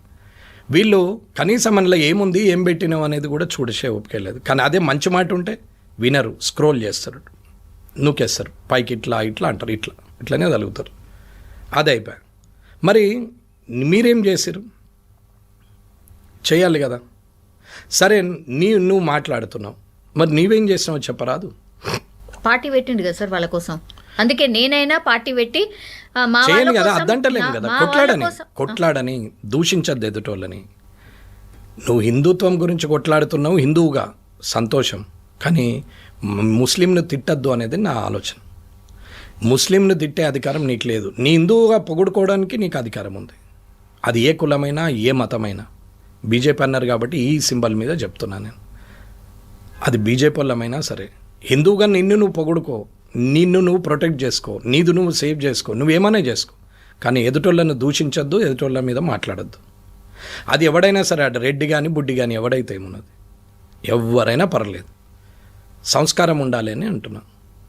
రెచ్చగొట్టేటువంటి భాషలు ఇచ్చుకుంటా పోతుంటే, రెచ్చగొట్టే మాటలు మాట్లాడుతూ ఉపన్యాసాలు ఇచ్చుకుంటా పోతుంటే ప్రజలకు వాస్తవాలు ఎవడు చెప్పాలా? ఎవరు చెప్తే అర్థమవుతుంది. రోజు 24 గంటలు, ఇంతకుముందు చెప్పిన వైఫ్ అండ్ హస్బెండ్ రిలేషన్స్ గురించి 24 గంటలు నెగిటివ్ చెప్తే నెగిటివే నెత్తికెక్కుతుంది, పాజిటివ్ ఎక్కదు. తప్పు ఎప్పుడు కూడా ఎక్కదు. తప్పును కొన్ని ఏండ్ల తర్వాత అర్థమైపోతుంది. అందరు అనుకుంటారు ఎక్కిందని. ఆ తప్పు ఎక్కదమ్మా, ఇన్స్టెంట్గా ఎక్కుతుండొచ్చు. కొన్ని రోజులైనాక తనకు ఆ సమాజంలో ఎదురైనటువంటి సంఘటనలను బట్టి, అనుభవాన్ని బట్టి 20 ఏళ్ళు 25 ఏళ్ళ అగ్రెసివ్ ఉన్న వ్యక్తి 45కి వచ్చేసరికి మెచ్యూరిటీ లెవెల్ వచ్చేసి అరే అది తప్పు కదా, ఇది నిజం కదా అనుకుంటాడు. కానీ నడమల 20 ఏళ్ళ జీవితం పోతుందమ్మా. అంటే ఒక తరం. ఇది ఆలోచించుకోవాలి. ప్రతి క్షణం ఇంపార్టెంటే. నీ జీవితానికి నువ్వు ఎట్లయితే ఆలోచించుకుంటున్నావో ఈ సమాజం గురించి కూడా నీ బాధ్యతగా నువ్వు ఆలోచించాలా అంటున్నా. మంచోడిని మంచోడను, చెడ్డోని చెడ్డోడను, కానీ ఇద్దరిని ఒకటే దగ్గర పెడితే ఎట్లా? ఆయన అట్లా మాట్లాడడం తప్పు అనడం విషాదం. ఇప్పుడు ఎవరన్నా కానీ నేను ఒక్కైన పేరు ఎందుకు తీసుకున్నామంటే అన్పార్లమెంటరీగా ఆయన మాట్లాడడం తప్పు అని చెప్తున్నాం. ఇవాళ ఇది విన్న తర్వాత వాడు వీడని నన్ను తిట్టినా నాకేం బాధ లేదు, ఇంకా బూతులు తిట్టినా నాకు బాధ లేదు, నేనేం పట్టించుకుంటున్నా కూడా కాదు. కారణం ఎందుకంటే వాల్యుయబుల్ థింగ్స్ గురించి ఆలోచించాలి కానీ స్క్రాప్ గురించి ఆలోచించాల్సిన అవసరం లేదు. ఒకవేళ నిజంగానే తను పారదర్శకంగా ఆలోచించి మంచి మాటలతోని ఎన్ననే చెప్పు, ప్రొటెక్ట్ చేయి, వద్దంటలేను, కానీ దూషించద్దు అని చెప్తున్నాను నేను. తప్పు అది నేనైనా సరే ఎవరైనా సరే. ఆయన సరే ఓ పార్టీ ద్వారా ఎమ్మెల్సీ ఎన్రు, రిజైన్ చేయండి కదా, చేసి మళ్ళీ కొట్లాడండి. నేను ఎందుకు చేయాలి అంటున్నారు. అరే ఆ పార్టీ ద్వారా చేసినావు. నేనైనా బీజేపీ నుంచి రేపు రాజీనామా నేను గిట్టిన పార్టీ మారితే ఇది జ్ఞాపకం వచ్చింది. డిజిటల్ మీడియాలో ఎప్పుడో 1947లో ఒక పేపరు 2 పేపర్లు ఉన్న టైంలో అప్పుడు ఏదో దూరదర్శన్ ఇంత లైట్గా రీళ్ళ టైపు, దూరదర్శన్ కూడా కదా రీళ్ళ టైపు వీడియో తీసి పెట్టినవి కూడా ఇప్పుడు మనం తీసుకొచ్చి పెడుతున్నాం. అవసరం అనుకుంటే ఆర్టిఫిషియల్ ఇంటెలిజెన్స్ను వాడుతున్నాం. కానీ ఇప్పుడున్న డిజిటల్ ప్లాట్ఫామ్ మీద నేను మాట్లాడే ఈ మాట రేపు ఎప్పుడైనా పనికి వస్తుంది. ఇంక 20 ఏళ్ళు కాదు 50 ఏళ్ళకని ఇది రికార్డు ఉంటుంది. నేనే పార్టీ మారాల్సి వస్తే నేను రాజీనామా చేస్తాను. కారణం ఏంటంటే ఆ పార్టీ మీద గెలిచినాం కాబట్టి. వ్యక్తిగతంగా నేను 66,000 ఓట్లల్లో 60,000 ఓట్లు నా వ్యక్తిగతంగా వచ్చినా 6,000 ఓట్లు అయితే పార్టీ పరంగా వచ్చినట్టే కదా. ఒకవేళ 6,000 రాకపోతే ఓడిపోయినట్టే కదా. అంత అహంకారంతో నేను ఆలోచిస్తే కూడా 60,000 నయ్యే అనుకుంటే కూడా 6,000 అయితే ఆయనయే కదా, పార్టీయే కదా, అంటే పార్టీతోనే గెలిచినట్టు కదా. ఇవాళ కూడా ఏదైతే నీ నినాదం ఉందో ఆ నినాదం మీద నువ్వు వదిలే కదా. రేవంత్ రెడ్డి గారిని ఎందుకు తిడుతున్నావు ఊరికే? ఆయన నాకు ప్రతిపక్షమే కదా, ఆయన ఏం నా మిత్రుడు కాదు కదా. ఆయన మంచి పనులు చేస్తున్నాడని నేను అనట్లేదు. కానీ నువ్వు ఒక రాష్ట్ర ముఖ్యమంత్రినే నువ్వు తిడతా పోతుంటే, అన్పార్లమెంటరీ మాట్లాడితే ఎవరికి గౌరవం ఇవ్వాలా? ఒక ముఖ్యమంత్రిగా కేసీఆర్ గారు ఇష్టమున్న దూషణ చేస్తే ముఖ్యమంత్రి కాబట్టి తిట్టొద్దు అంటున్నారా, లేకపోతే అసలు ఎవరిని తిట్టొద్దా? ఎవరిని తిట్టద్దు, గౌరవం ఎదుటోళ్ళకి ఇవ్వాలి. ఎవరిని తిట్టద్దు, గౌరవం ఇవ్వు, మాట్లాడు, తప్పు చేస్తే చెప్పు, ఇది నీ తప్పు, ఏమండి మీరు ఈ తప్పు, నేనన్నాను మల్లన్న గారు అని అన్నాను, నేనేం అడ్డం మాట్లాడలేదు, గారు అని మాట్లాడినాం, అన్న అని మాట్లాడినాం, తప్పేముంది? ఆయన మాత్రం అట్లా రెస్పాండ్ అవుతారని నాకు అవసరం లేదు. ఆయన ఎట్లా రెస్పాండ్ అయినా నేను దాని గురించి పట్టించుకునేవాడిని కాదు. నిజంగా మంచిగా రెస్పాండ్ అయ్యి నిజంగానే ప్రజలకు ఉపయోగపడే పద్ధతిలో నువ్వు మాట్లాడితే నేను అప్రిషియేట్ చేస్తా, ఫస్ట్ హ్యాపీయెస్ట్ పర్సన్ అవుతా. ఆయన ధోరణి మార్చుకొని ప్రజలకు అర్థమయ్యే రీతిలో, గౌరవంగా అర్థమయ్యే రీతిలో చెప్పగలిగిన రోజు ఖచ్చితంగా ఉంది. అమ్మాయి ఎమోషన్ డైలాగ్స్ ఎప్పుడు యాదుండే, జ్ఞాపకం ఉంచుకోండి. ఏ సినిమానైనా తీసుకోండి, ఎమోషన్ డైలాగ్స్ 1-2 జ్ఞాపకం ఉంటాయి, కానీ మీనింగ్ఫుల్ సాంగ్స్ మొత్తం జ్ఞాపకం ఉంటుంది. ఇది అర్థం చేసుకోండి. ఏ సినిమాలో అయినా సరే మీనింగ్ఫుల్ ఉన్న సాంగ్ ఏదైతే ఉంటుందో అది సంవత్సరాల తరబడి వాడకంలో ఉంటుంది. ఎమోషన్ డైలాగు ఒకటి ఫేమ్ అయితే రెండో సినిమా రాగానే ఈ డైలాగ్ పోతే ఆ డైలాగ్ వస్తుంది. ఎమోషన్ ఎప్పుడు, అగ్రెసివ్నెస్ ఎప్పుడు కూడా ఇందులో పనిచేయదు. ప్రశాంతంగా నిజంగా ప్రజలకు అవసరం ఉన్న విధానంలో మీరు చెప్పగలిగినప్పుడు ప్రజలు అర్థం చేసుకుంటారు. రెచ్చగొడితే ఎంతమంది రెచ్చిపోతారు? ఎంతమందికి వస్తుంది అది? ఎంతమంది అసలు మనల్ని నమ్ముతున్నారు? రాజకీయ నాయకుల్ని అసలు ఇలాంటి పనులు చేసే మనల్ని ఎంతమంది నమ్ముతున్నారు? ఫస్ట్ అది మల్లన్న గారు కావచ్చు, నేను కావచ్చు, మనల్ని ఎంతమంది నమ్ముతున్నారు? అసలు మనం మాట్లాడేది ఎంతమంది చూస్తున్నారు? చూసిన దాంట్లో ఎంతమంది నమ్ముతున్నారు? నాకు తెలిసి 1,00,000 జనాభా ఉంటే యావరేజ్గా తీసుకుంటే 1,00,000 జనాభా ఉన్న దగ్గర ఇవన్నీ కూడా ఒక 25,000 మంది చూస్తారమ్మా డైరెక్ట్గా. ఫార్వర్డ్ అయితే ఇంకొక 10-15 వేలు చూస్తారమ్మా, ఇంతకన్నా ఎక్కువ చూడరు. ఎందుకు మిగతా జనానికి అవసరం లేదంటే ఉదయం లేచి నుంచి సాయంత్రం వరకు వాళ్ళ డోల్ డ్రమ్స్ వాళ్ళకే ఉంటాయి. వాళ్ళ వాళ్ళ బాధలు వాళ్ళకే ఉంటాయి. ఇవన్నీ పట్టించుకోరమ్మా. పొద్దున్న లేవగానే బర్రెలు విండాలన్నా, పాలు విండాలన్నా, గడ్డి కోసుకురావాలన్నా, ఇవాళ చేను దగ్గరకు వాళ్ళనా, నీళ్లు పెట్టాలన్నా, ఫర్టిలైజర్కి ఎట్లా, అయ్యో ఇంట్లో పోరని ఫీజు ఎట్లా, అయ్యో అనారోగ్యమైంది హాస్పిటల్కి ఎట్లా, నా దగ్గర గింతే ఉండే సేట్ ఇస్తాడో లేదో, బాకీ వాళ్ళు ఇస్తారో, ఎవరి సమస్య వాళ్ళకి ఉంది బిలో పవర్టీ లైన్లో. It's more than 70% population. వీళ్ళందరికీ కూడా ఎవరి సమస్యలు వాళ్ళకి ఉన్నాయి, వాళ్ళకి ఎవరికి కూడా వేరేది పట్టించుకునేంత ఉండదు. కానీ మనం అనుకుంటాం ఏంటంటే ఐ డ్రీమ్లో వచ్చిన ఇలా వెంకటరమణారెడ్డి మాట్లాడితే కింద బాబా ఏం వ్యూవర్స్ వచ్చారు, ఈ 70,000 అయింది, 1,00,000 అయింది, 2 లక్షలు అయింది. అసలు ఉన్న జనాభా ఎంతమ్మా? 4 కోట్ల మంది కదా. 2 లక్షలు, 10 లక్షలు, 15 లక్షలు చూస్తే ఎంత పర్సెంటేజ్ అమ్మ? అసలు ఎంతమంది చూస్తున్నారమ్మా? ఏం చేస్తున్నావు, ఎవరిని చేస్తున్నావు దీన్ని ఇన్ఫ్లుయెన్స్? ఏదైతే ఆరోగెంట్ ఉన్నాడు ఆరోగెంట్ డైలాగ్లకు అట్రాక్ట్ అవుతాడు, అగ్రెసివ్ ఉన్నాడు అగ్రెసివ్ డైలాగ్లకు అలవాటు అవుతాడు, కుల పిచ్చి ఉన్నాడు కులం పిచ్చి మాటలు మాట్లాడితే అట్రాక్ట్ అవుతాడు, మత పిచ్చి ఉన్నాడు మత పిచ్చి మాటలు మాట్లాడితే అట్రాక్ట్ అవుతాడు. కానీ సామాన్యునికి అవసరం ఉన్న మాటలు ఇయ్యల్లా వినకున్నా ఒక సంవత్సరానికో 2 ఏళ్ళకో ఖచ్చితంగా ఈ వీడియోలు చూస్తారమ్మా. ఇది లాంగ్ రన్లో ఉంటాయి. 42% రిజర్వేషన్ సార్. ఇప్పుడు కోర్టులో కేసు ఉంది, ఏమవుతుంది సార్? ఎన్నో టీవీలలో చెప్పినాం, ఏ చట్టసభలో అయితే చట్టాన్ని తయారు చేస్తుందో అందులో చట్టసభలలో సభ్యుని నేను. అలాంటి సభ్యులు చేసినటువంటి చట్టం, ఆ చట్టాన్నే కోర్టు ఇంప్లిమెంట్ చేస్తుంది. రాజ్యాంగాన్ని వ్యతిరేకంగానే అయితే పోదు. అక్కడ ఉంటే రేపు నేను ఆ రోజు కూడా హైకోర్టు దగ్గర చెప్పిన, నేను పోయింది హైడ్రా మీద కేసుకి, కానీ మాట్లాడింది ఈ విషయము అది పక్కన పెట్టిరు, ఈ అన్న 2 మాటలను ముందట పెట్టిరు మీడియా వాళ్ళు. నాకు తెలిసి ఇదే ముందటికి వస్తుందని నాకు కూడా తెలుసు.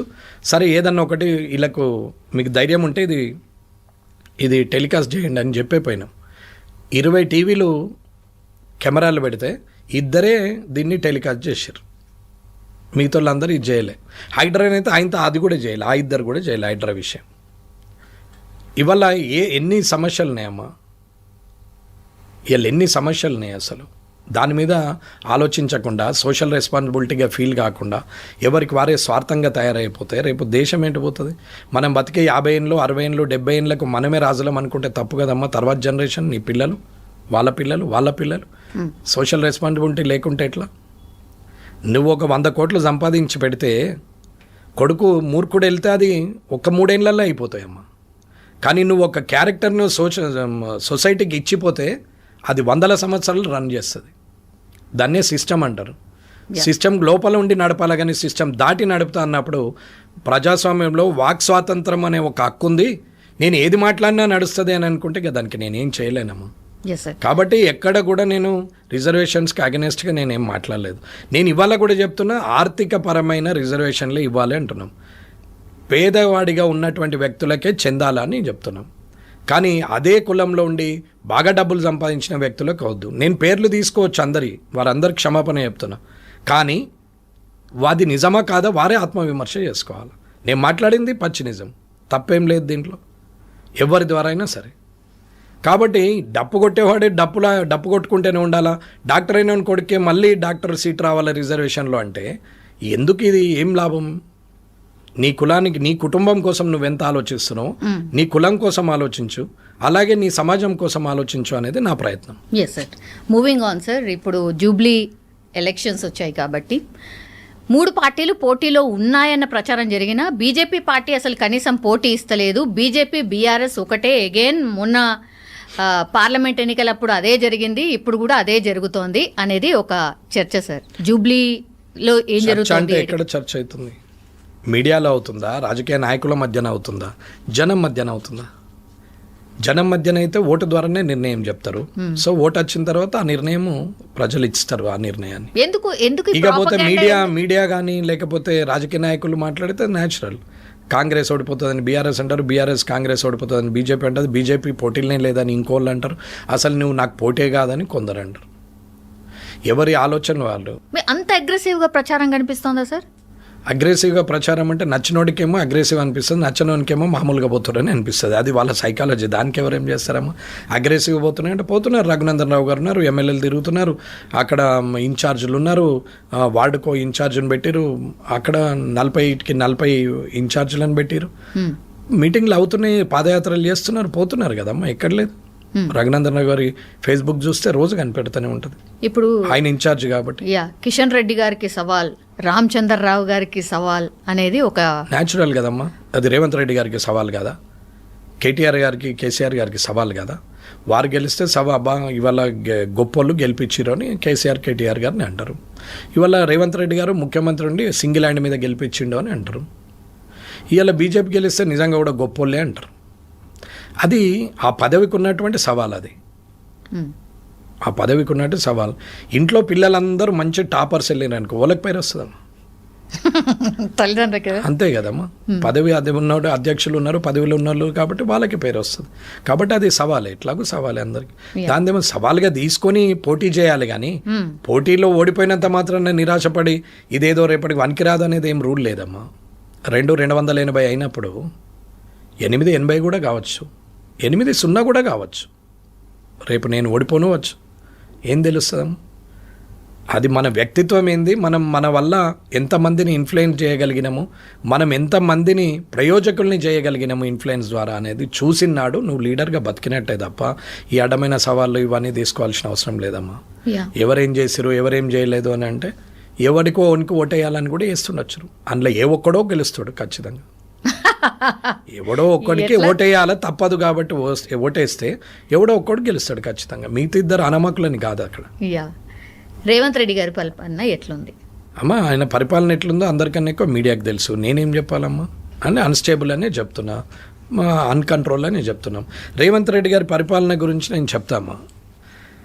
ఒక 55 ఏళ్ళ వయసులో ముఖ్యమంత్రి అయ్యాడు. యంగ్స్టర్, కింది నుంచి కష్టపడి పైకి వచ్చినాడు. జడ్పీటీసీ చేశారు, ఎమ్మెల్సీ ఇండిపెండెంట్గా చేసి గెలిచారు, ఎమ్మెల్యేగా 2 సార్లు గెలిచారు. చంద్రబాబు నాయుడుతో అత్యంత సన్నిహితంగా ఉన్నాడు, పార్టీలో మంచి పట్టు సాధించాడు. కాలక్రమేణా అది ఇబ్బందులు వచ్చినాయి, అందరికి వచ్చినాయి, నాకు వచ్చింది, ఆయనకు వచ్చింది, ప్రతి ఒక్కరికి వచ్చింది. తెలంగాణ ఆంధ్ర విడిపోతే తర్వాత ఆయన కాంగ్రెస్లో జాయిన్ అయ్యాడు, ఎంపీ అయ్యాడు, పీసీసీ ప్రెసిడెంట్ అయ్యాడు. ఒక పక్క పార్టీలోకి వెళ్ళి వచ్చి షార్ట్ టైంలో పీసీసీ ప్రెసిడెంట్ కావడం it's a great thing. Immediate MP కావడం అంటే అది ఎవరైనా వస్తారు పోతారు, టికెట్ ఇస్తే గెలిచే అవకాశం వస్తే గెలుస్తారు, టైంను బట్టి నడుస్తుంది అనుకోవచ్చు. కానీ ఒక పార్టీలో, ఒక ప్రాంతీయ పార్టీలో ఉన్నటువంటి వ్యక్తి నేషనల్ పార్టీలో పీసీసీ ప్రెసిడెంట్గా వచ్చిర్రు అని అంటే అది గ్రేట్ అచీవ్మెంట్. నేను దానికి ఆయనను అప్రిషియేట్ చేస్తాను. వచ్చిన తర్వాత ఆయన మొబిలైజేషన్, పాయింట్ ఆఫ్ వ్యూ, మాట్లాడడం అవన్నిటి వల్ల కూడా ఛాన్స్ వచ్చింది. సరే, ఛాన్సు మన శక్తి వల్ల రావచ్చు, ఎదుటోని దెబ్బ కొట్టడానికో ఓడించడానికో. అయితే మన శక్తితో రావచ్చు, లేదా ఎదుటోని అశక్తితో కూడా రావచ్చు. మీరు వీక్ అయితే నేను స్ట్రాంగ్ ఆటోమేటికల్. అది నేను స్ట్రాంగ్ అయితే ఆటోమేటికల్గా మీరు వీక్. ఇది అందరు గుర్తుంచుకోవాలి. అది ఒక్కడి గొప్పతనం కాదు, ఇద్దరు గొప్పతనం. ఒకడు వీక్ అయితేనే ఇంకొకటి స్ట్రాంగ్ అవుతారు. సో అక్కడ ఎవరో వీక్ అయ్యారు, ఎవరు స్ట్రాంగ్ అయ్యారు అని తర్వాత పిలిస్తే ఆయన అయితే రిజల్ట్ ఆయనకు వచ్చింది. ఆయన is the strong, ultimately is the strong. నేను వీక్ అయిట్లా నువ్వు గెలిచినావంటే అది నేను ఎవడగమ్మన్నాడు వీక్ అనేది మనం మాట్లాడచ్చు. సో ఆయన స్ట్రాంగ్. ఆయన ముఖ్యమంత్రి అయిండు. అంతమంది పెద్ద పెద్ద వాళ్ళు ఉండంగా కూడా బట్టి విక్రమార్క గారు, కోమటిరెడ్డి వెంకటరెడ్డి గారు, ఉత్తమ్ కుమార్ రెడ్డి గారు, శ్రీధర్ బాబు గారు, చాలా మంది ఉన్నారు, చాలా సీనియర్ లీడర్స్ ఉన్నారు. ఆల్రెడీ పీసీసీ ప్రెసిడెంట్ చేసినటువంటి ఉత్తమ్ కుమార్ రెడ్డి గారు ఉన్నారు, చాలా మంది ఉన్నారు. వాళ్ళందరూ కూడా పక్కనుండి ఆయన ముఖ్యమంత్రి అయ్యాడు. చాలా బాగుంది. ఒక యంగ్స్టర్ ముఖ్యమంత్రి అయిన తర్వాత ప్రభుత్వాన్ని చాలా బాగా నడుపుతాడని నేను ఎంతో ఆలోచనతో అసెంబ్లీకి అడుగుపెట్టినాం. ఇది నిజం, ఇది మనస్ఫూర్తిగా నేను చెప్తున్నా. ఆయన మంచి పరిపాలన చేస్తాడు. మోర్ దెన్ అంటే కేసీఆర్ గారు చేసిన తప్పుల్ని ఎండగడుతూ, అంటే తప్పులని రెక్టిఫై చేస్తూ, నాట్ ఎండగడుతూ, రెక్టిఫై చేస్తూ, సరిదిద్దుతూ, తెలుగులో చెప్పాలంటే ఆయన చేసిన తప్పులను ఈయన సరిదిద్దుతూ ఇంకా తెలంగాణని ముందుకు తీసుకుపోయే ప్రయత్నం చేస్తారు అని అనుకున్నాం. దాంట్లో ముఖ్యమైనది కరప్షన్.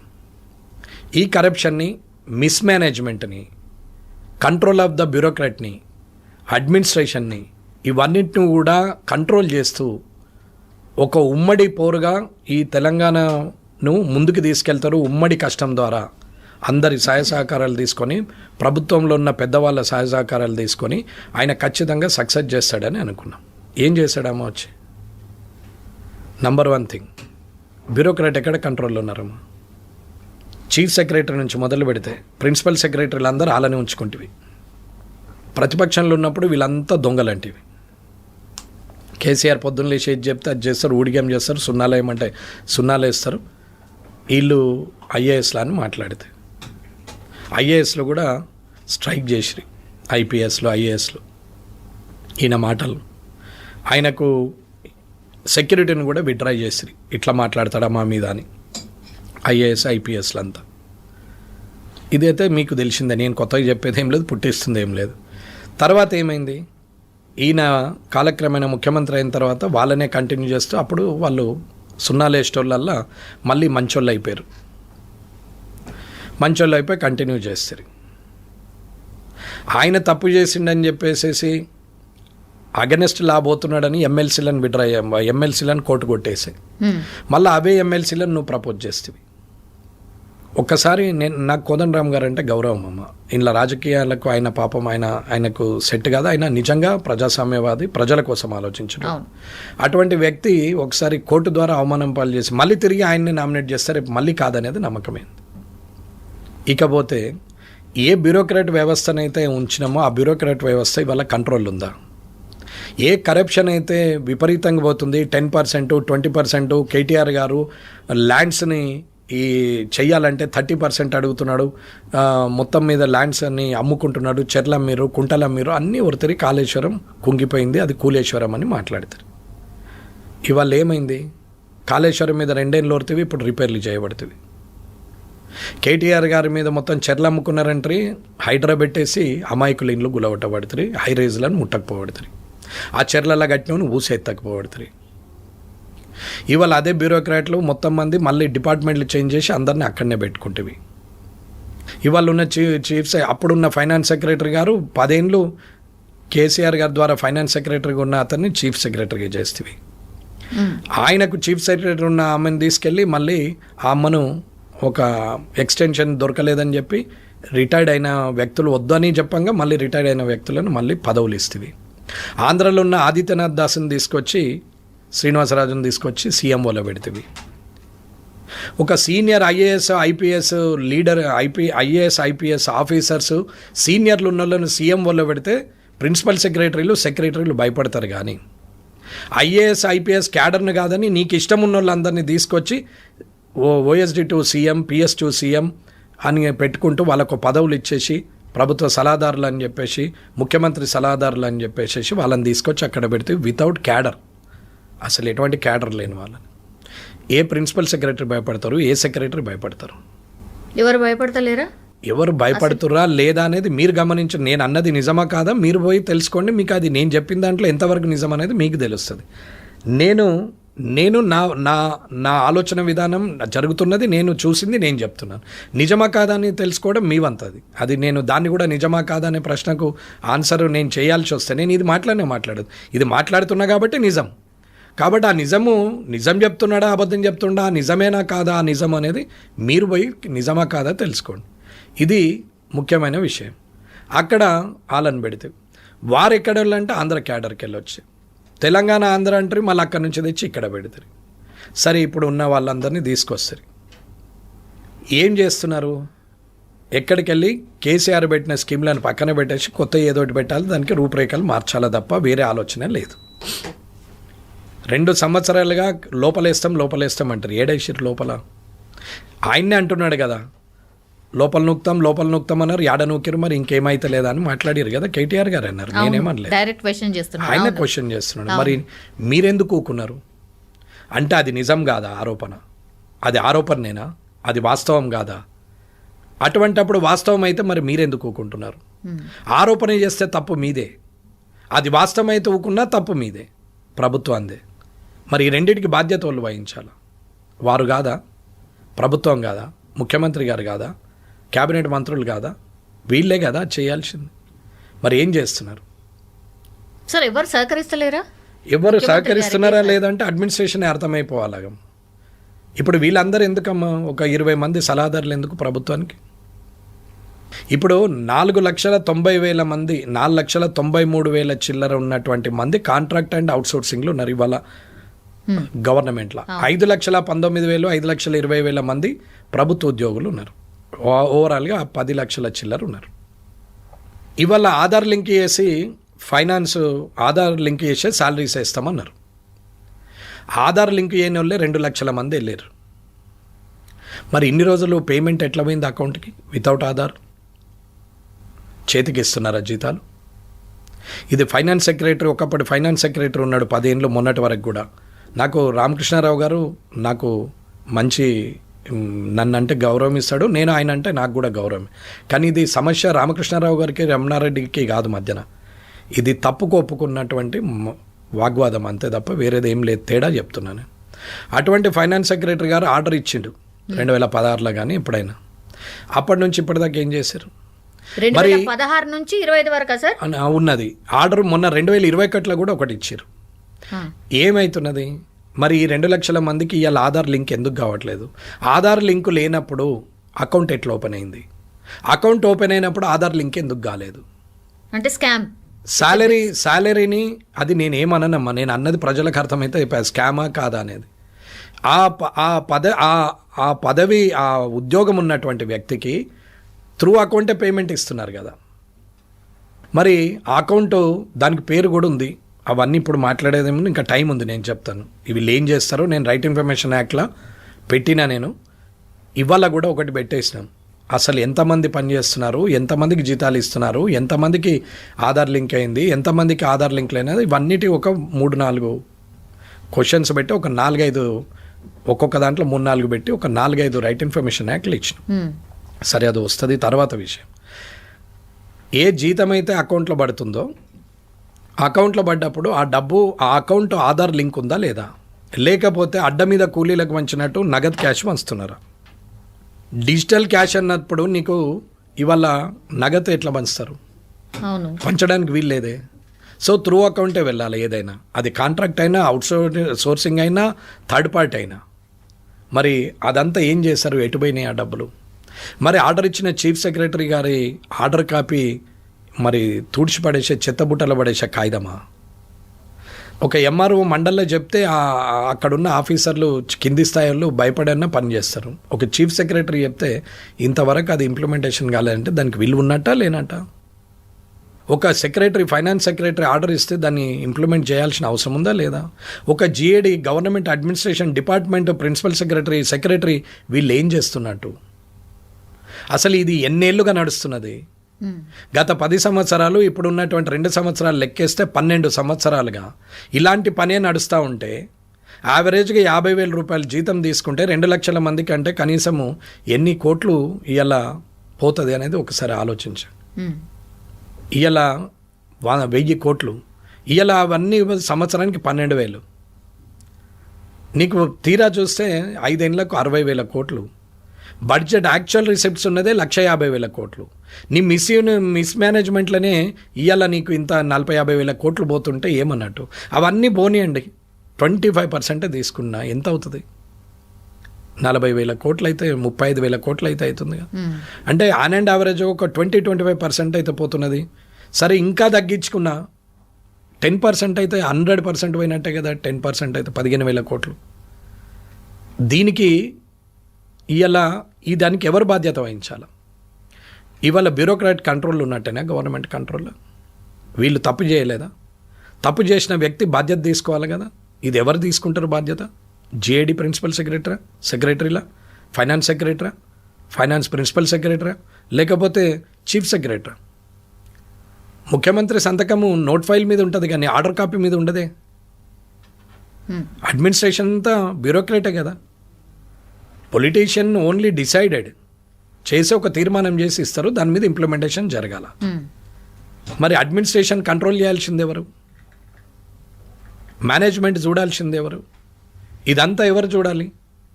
మరి ఈ ముగ్గురు ఏం చేస్తున్నారు? GAD department, finance department and chief secretary ఏం చేస్తున్నారు? ఇది తప్పు కదా. సరే, 1,00,000 మందికే ఆధార్ లేదనుకుందాం, ఇంకా తక్కువకి చేద్దాం, 25,000 మందికే చూద్దాం. 250 కోట్లు నెలకి, సంవత్సరానికి 3,000 కోట్లు, 5 సంవత్సరాలకు 15,000 కోట్లు, 150,000లో 10%. ఇంత చీప్గా చూసినా 10%. ఇది బోను. ఇది ఒక రకమైన ఇబ్బంది అయితే, ఇకపోతే ఒక్కొక్క మంత్రుల పేషీల 10 మంది 15 మంది 20 మంది కాంట్రాక్ట్ ఎంప్లాయీస్, బావలు బామర్దులు చుట్టాలు తెలిసిన వాళ్ళు కార్యకర్తలు ఇట్లా పెట్టుకుంటారా ఎవడన్నా?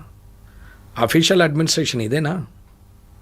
వీళ్ళందరినీ పెట్టుకొని ఒక్కొక్క డిపార్ట్మెంట్ నుంచి ఒక్కొక్కరికి 3-4 ఉన్నాయని 3-4 దగ్గర 2 సాలరీలు 3 సాలరీలు 4 సాలరీలు ఎత్తుతున్న వాళ్ళు లేరా? నేను చూపెట్టిన ఆధారాలు నా దగ్గర ఉన్నాయి, పేర్లతో సహా ఉన్నాయి. ఏ పేషీలో ఎంతమంది ఎన్ని సాలరీలు ఎత్తుతున్నారు నేను చూపిస్తాం. ఇదే రిటైర్డ్ అయినటువంటి ఎంప్లాయీస్ని కంటిన్యూ చేస్తున్నారు, ఎక్స్టెన్షన్ ఇచ్చుకుంటూ. అవును, రిటైర్డ్ ఎంప్లాయీస్ని మళ్ళీ ఇస్తున్నారు. పెన్షన్కు పెన్షన్ వస్తుంది, పెన్షన్తో పాటు మళ్ళీ జీతం వస్తుంది. ఈ జీతం 1 లక్ష అయితే కారు డ్రైవరు తోటమాలి వంటోడు మళ్ళీ పిఏలు పిఎస్లు office maintenance office subordinate office attender ఇంతమందిని మళ్ళీ 15-20 మందిని మళ్ళీ అవుట్సోర్సింగ్ పెడతారు. జీతాలు ఎక్కడి నుంచి వస్తున్నాయి? 1 లక్ష జీతం గంగలో పోని వాళ్ళందరూ 15-20 మందికి మళ్ళీ 10 లక్షల ఖర్చు 15 లక్షల ఖర్చు. వీళ్ళ జీతాలు పక్కన ఉండి వీళ్ళు రాసే రాత ఎత్తే బిల్లులు ఎంత ఫ్రాడ్. మళ్ళీ ఇట్లా ఎన్ని వేల కోట్లు పోతుండొచ్చు. అంటే ఓవరాల్గా యాక్చువల్ రిసిప్ట్స్లో సగం బీక్తున్నాయి. కానీ రిటైర్డ్ అయిన వాళ్ళకు పెన్షన్లు ఇయ్యం, బెనిఫిట్స్ ఇయ్యం, చదువుకున్నోడికి ఉద్యోగాలు ఇయ్యం, గవర్నమెంట్ దవాఖానలలో ఫెసిలిటీ ఇయ్యం, గవర్నమెంట్ స్కూళ్ళల్లో ఫెసిలిటీ ఇయ్యం. కానీ ఇవన్నిటికి పైసలు ఉంటాయి, ఫ్రీ బీజ్లకు పైసలు వస్తాయి. ఇదంతా స్కామ్ నడుస్తూ ఉంటుంది. మరి ఇవన్నీ ఆపితే ఇవాళ ఇవన్నీ చేయలేమా? ప్రభుత్వం కంట్రోల్లో బ్యూరోక్రాట్ ఉన్నట్ట, ప్రభుత్వము స్టేబుల్గా ఉన్నట్ట. అది గత ప్రభుత్వమా ఈ ప్రభుత్వం అంటలేను, అందరూ అసింటోళ్ళే. ఆ రోజు కాళేశ్వరం కూలిపోయింది, అదంతా అయింది, వాళ్ళ మీద తీసుకుంటామని చెప్పారు. చర్యలేవి? నేనేం తీసుకోమని అనట్లేదు. ఇదే రిపేరు అదే మొదటి సంవత్సరం మొదటి 3 నెలల్లో చేస్తే అయిపోయేది కదా. ఏమంటే డ్యామ్ సేఫ్టీ అధికారులు సెంట్రల్ నుంచి వచ్చారు కాబట్టి అది పనికిరాదు అని అన్నారు. పనికిరానప్పుడు మళ్ళీ రిపేర్ ఎందుకు చేస్తున్నాం? వాళ్ళ ప్రశ్న వాళ్ళకి. మళ్ళీ నన్ను రేపు అంటుండొచ్చు, అందుకే మొదలే చెప్పేస్తున్నా. డ్యామ్ సేఫ్టీ అధికారులు ఇచ్చినటువంటి కాపీ పనిచేయదని ఇచ్చారు మీ సెంట్రల్ గవర్నమెంటే అంటుండొచ్చు. నాది కాదు సెంట్రల్ గవర్నమెంట్, ఇది ఇండియాకున్న అందరి ప్రజల కేంద్ర ప్రభుత్వం. వెంకటరమణారెడ్డి బీజేపీలో ఉన్నంత మాత్రాన, బీజేపీ ఫామ్ చేసినంత మాత్రాన కాదు. ఈడున్నది కాంగ్రెస్ ప్రభుత్వం కాదు, తెలంగాణ ప్రభుత్వం. కానీ కాంగ్రెస్ పార్టీ ఫామ్ చేసింది. ఇందులో తెలంగాణ ప్రభుత్వంలో నేనొక సభ్యుని, 119లో నేనొక సభ్యుని. నేను వ్యతిరేకించవచ్చు, అనుకూలంగా చెప్పొచ్చు, అక్కడున్న సందర్భాన్ని బట్టి, అక్కడ ప్రజలకు అవసరాన్ని బట్టి. కాబట్టి నేను నా ప్రభుత్వం అది తెలంగాణ ప్రభుత్వం అంటే. అలాగే కేంద్ర ప్రభుత్వం అంటే అందరి ప్రభుత్వం, ఇంట్లో వేరే వారి అనేది లేదు. ఇవాళ వాళ్ళు ఏం చేస్తున్నారు? మరి ఆనాడే రిపేర్ చేసి నువ్వు తప్పు చేసిన వాళ్ళ మీద పనిష్మెంట్ ఏనంటే, శిక్ష ఏనంటే. 2 సంవత్సరాలుగా రైతులను అందరికీ ఇది లేదు, ఇది పోయింది, అది పోయింది, ఇది పోయింది అని చెప్పినావు. అదృష్టం మంచిగా ఉంది రైతులకు కాబట్టి, కంటిన్యూ ఫుల్ వర్షాలు పడ్డాయి కాబట్టి ప్యాడీ పెరిగింది. కాళేశ్వరం వల్ల ప్యాడీ పెరిగిందని వాళ్ళు చెప్పుకోవచ్చు, కాళేశ్వరం లేకున్నా ప్యాడీ పెరిగిందని నువ్వు చెప్పుకుండొచ్చు. కానీ ఇది నేచర్ యొక్క గొప్పతనము, ఇది రైతుల అదృష్టం అని చెప్పే నాయకుడు అయితే లేడు. అది అదృష్టం మీద నడిచినటువంటి పంట, ఆ పంట వచ్చింది. ఇవాళ దాన్ని అప్పుడు రిపేర్ చేయనుంటే ఇప్పుడు ఎందుకు రిపేర్ చేస్తున్నావు? మరి అప్పుడు డ్యామ్ సేఫ్టీ అధికారులది లెటర్ కనిపించింది, ఇప్పుడు ఎందుకు కనపడట్లేదు? సిబిఐకి సెంట్రల్కి అప్పేసినావు, అయిపోయింది, కేసు అయిపోయింది, నీ చేతిలో ఏం లేదు. ఇక నెక్స్ట్ బీసీకి 42%. నేను అది కూడా అంటున్నాను. ఎస్సీలు 2001లో సెన్సస్ ప్రకారంగా రిజర్వేషన్ అది, వాళ్ళ కులగణన ప్రకారం వాళ్ళకు కూడా పెంచు. ఇప్పుడు కేంద్రం చేస్తోంది కదా సార్, ఇప్పుడు కులగణన కేంద్రం చేయబోతోంది. కేంద్రం చేయడం కూడా కరెక్ట్ లెక్కలు వస్తాయా? పోనీ అప్పటికైనా వస్తాయా? నిజాయితీ గల్ల ముఖ్యమంత్రి ప్రధానమంత్రి ఉంటే నిజాయితీగానే వస్తాయి. ఇక నిజాయితీ లేని నిబద్ధత లేని వ్యక్తులు ఉంటే రావు. అది ఎవరనేది అనవసరం. నేనేమంటున్నాను, నువ్వు ఒక బీసీనే పట్టుకున్నావు కదా, మరి ఎస్సీ ఎస్టీని ఎందుకు వదిలేసినావు అంటాం. ఇప్పుడు వాళ్ళని లేపాలా నేను? ఎస్సీ ఎస్టీని అసలు కులాలద్దు మతాలద్దు, ఆర్థికపరమైన రిజర్వేషన్ ఇవ్వండి. ఎప్పుడైతే నువ్వు ఎబో పావర్టీ లైన్ అయినావో you are belongs to open competition, ఓసీలలోకి వచ్చినట్టే లెక్క. మీలాగా చాలా కొద్ది మంది మాత్రమే ఆలోచిస్తారు సార్, అందరు ఇంత బ్రాడ్గా ప్రజలందరూ ఆలోచిస్తారు. అదే తేడా. ఇక్కడ ఉన్నదంతా ఏమవుతుందంటే నోరున్నుందే ఊరు ఉన్నది అని అన్నట్టు, నలుగురు మాట్లాడినంత మాత్రాన ఊరు మొత్తం ఒప్పుకున్నది అనేది కాదు. రాజకీయ నాయకులు కుల సంఘ నాయకులు అన్నంత మాత్రాన పూర్తిగా ప్రజలందరూ యాక్సెప్ట్ చేసిరని కాదు. నేను మాట్లాడినంత మాత్రాన ఇది సత్యమో అనేది కూడా కాదు. అది కాదా అవునా అనేది కూడా వెరిఫై చేసుకోవాల్సిందే అని చెప్తున్నా. కాబట్టి అడ్మినిస్ట్రేషన్ ఎక్కడుంది? ఇక్కడ రిటైర్డ్ అయిన వాళ్ళను కంటిన్యూ చేస్తారు. ఇంత రిటైర్డ్ అయిన వాళ్ళకి యావరేజ్ తీసినా సార్ నెలకు 60 కోట్లు, సంవత్సరంకి 720 కోట్లు, 5 ఏళ్ళకి అదొక 3,000-4,000 కోట్లు, 3,500, 3,560, 3,600 కోట్లు. అంటే ఇట్లా అన్ని కలుపుకుంటూ పోతే యాక్చువల్ రిసిప్ట్స్లో ఎంత పోతుందమ్మా? దేనికి పైసలు లేవంటున్నారు కదా సార్. మీరు పైసలు ఇప్పుడు ఇట్లా లెక్కలే అవునమ్మా, చిల్లుకుండల నీళ్ళు నింపితే ఏముంటాయి? చిల్లుకుండల నీళ్లు నింపితే అది జనం దిక్కుపోయే పైప్ లైన్లకే పోతలేవు కదా. ఈ పొక్కలు కొట్టిందంతా మనోళ్ళే కదా, మనమేనైతే రాజకీయ నాయకులు, మీడియా వాళ్ళు, బ్యూరోక్రాట్లు అందరు కలిసి ఒకటైన తర్వాత ప్రజలకు రావాల్సిన నీళ్ళు వస్తాయా? ఒక పట్వారి, ఒక పటేలు, ఒక కర్ణము, ఒక వీళ్ళందరూ కలిస్తే మామూలునికి ఎందుకు పోతుంది భూమి? నీళ్ళు ఎందుకు పోతాయి? మొదలు వీని పంట వండినాకనే వాని పంట. అసలు ఫ్రీ స్కీమ్స్ ఉండాలనా సార్? అసలు ఫ్రీ బీజ్ మొత్తం ఎందుకు ఉండాలి? అవసరమే లేదు. ఎవరు అడిగారు? ఏ ఒక్క ప్రజలన్నా మాకు ఇది కావాలని అడిగినట్టు 1947 నుంచి ఇయ్యాలటి వరకు ప్రజల నుంచి వచ్చిన డిమాండ్, ఒక ధర్నా, ఒక రాస్తారోకు, ఒక ప్రొటెస్ట్, ఏది నాకు ఇది కావాలని అడిగింది ఏదన్నా ఉన్నదో నాకు చెప్పానండి. సార్ మొత్తం తీసేద్దాం సార్. మొత్తం తీసేస్తే ఎవరైనా ఓటేస్తారా? ఎందుకేరమ్మా? ఇప్పుడు ఏమన్నా నచ్చేస్తున్నారా? ఇంతకన్నా వరెస్ట్ అయితే ఉండదమ్మా. ఇప్పుడు ఏమన్నా నచ్చేస్తున్నారు అనుకుంటున్నారా? తప్పదు కాబట్టి వేస్తున్నారు. ఓట్ పర్సంటేజ్ ఎందుకు తగ్గుతుందమ్మా? ఇది అర్థం కాదా? ఓట్ పర్సంటేజ్ ఎందుకు తగ్గుతున్నది? ఏ పోయేసి ఏం లాభం అంత పిచ్చోళ్ళ తిరగానే కాడికి వస్తున్నారు. ఒక ఫ్రస్ట్రేషన్కి వచ్చేసి నెగ్లిజెన్సీ మొదలైంది. 100% కావాల్సింది అయితలేదే. ఎందుకు ఓటైనోనికి స్కీములు? ఓటైనోనికి ఇండియన్ ఆధార్ కార్డు ఎందుకు? అసలు ఎపిక్ కార్డు ఉన్నోనికి ఆధార్ కార్డు ఉండాలంటే ఓటు వేయాల్సిందే.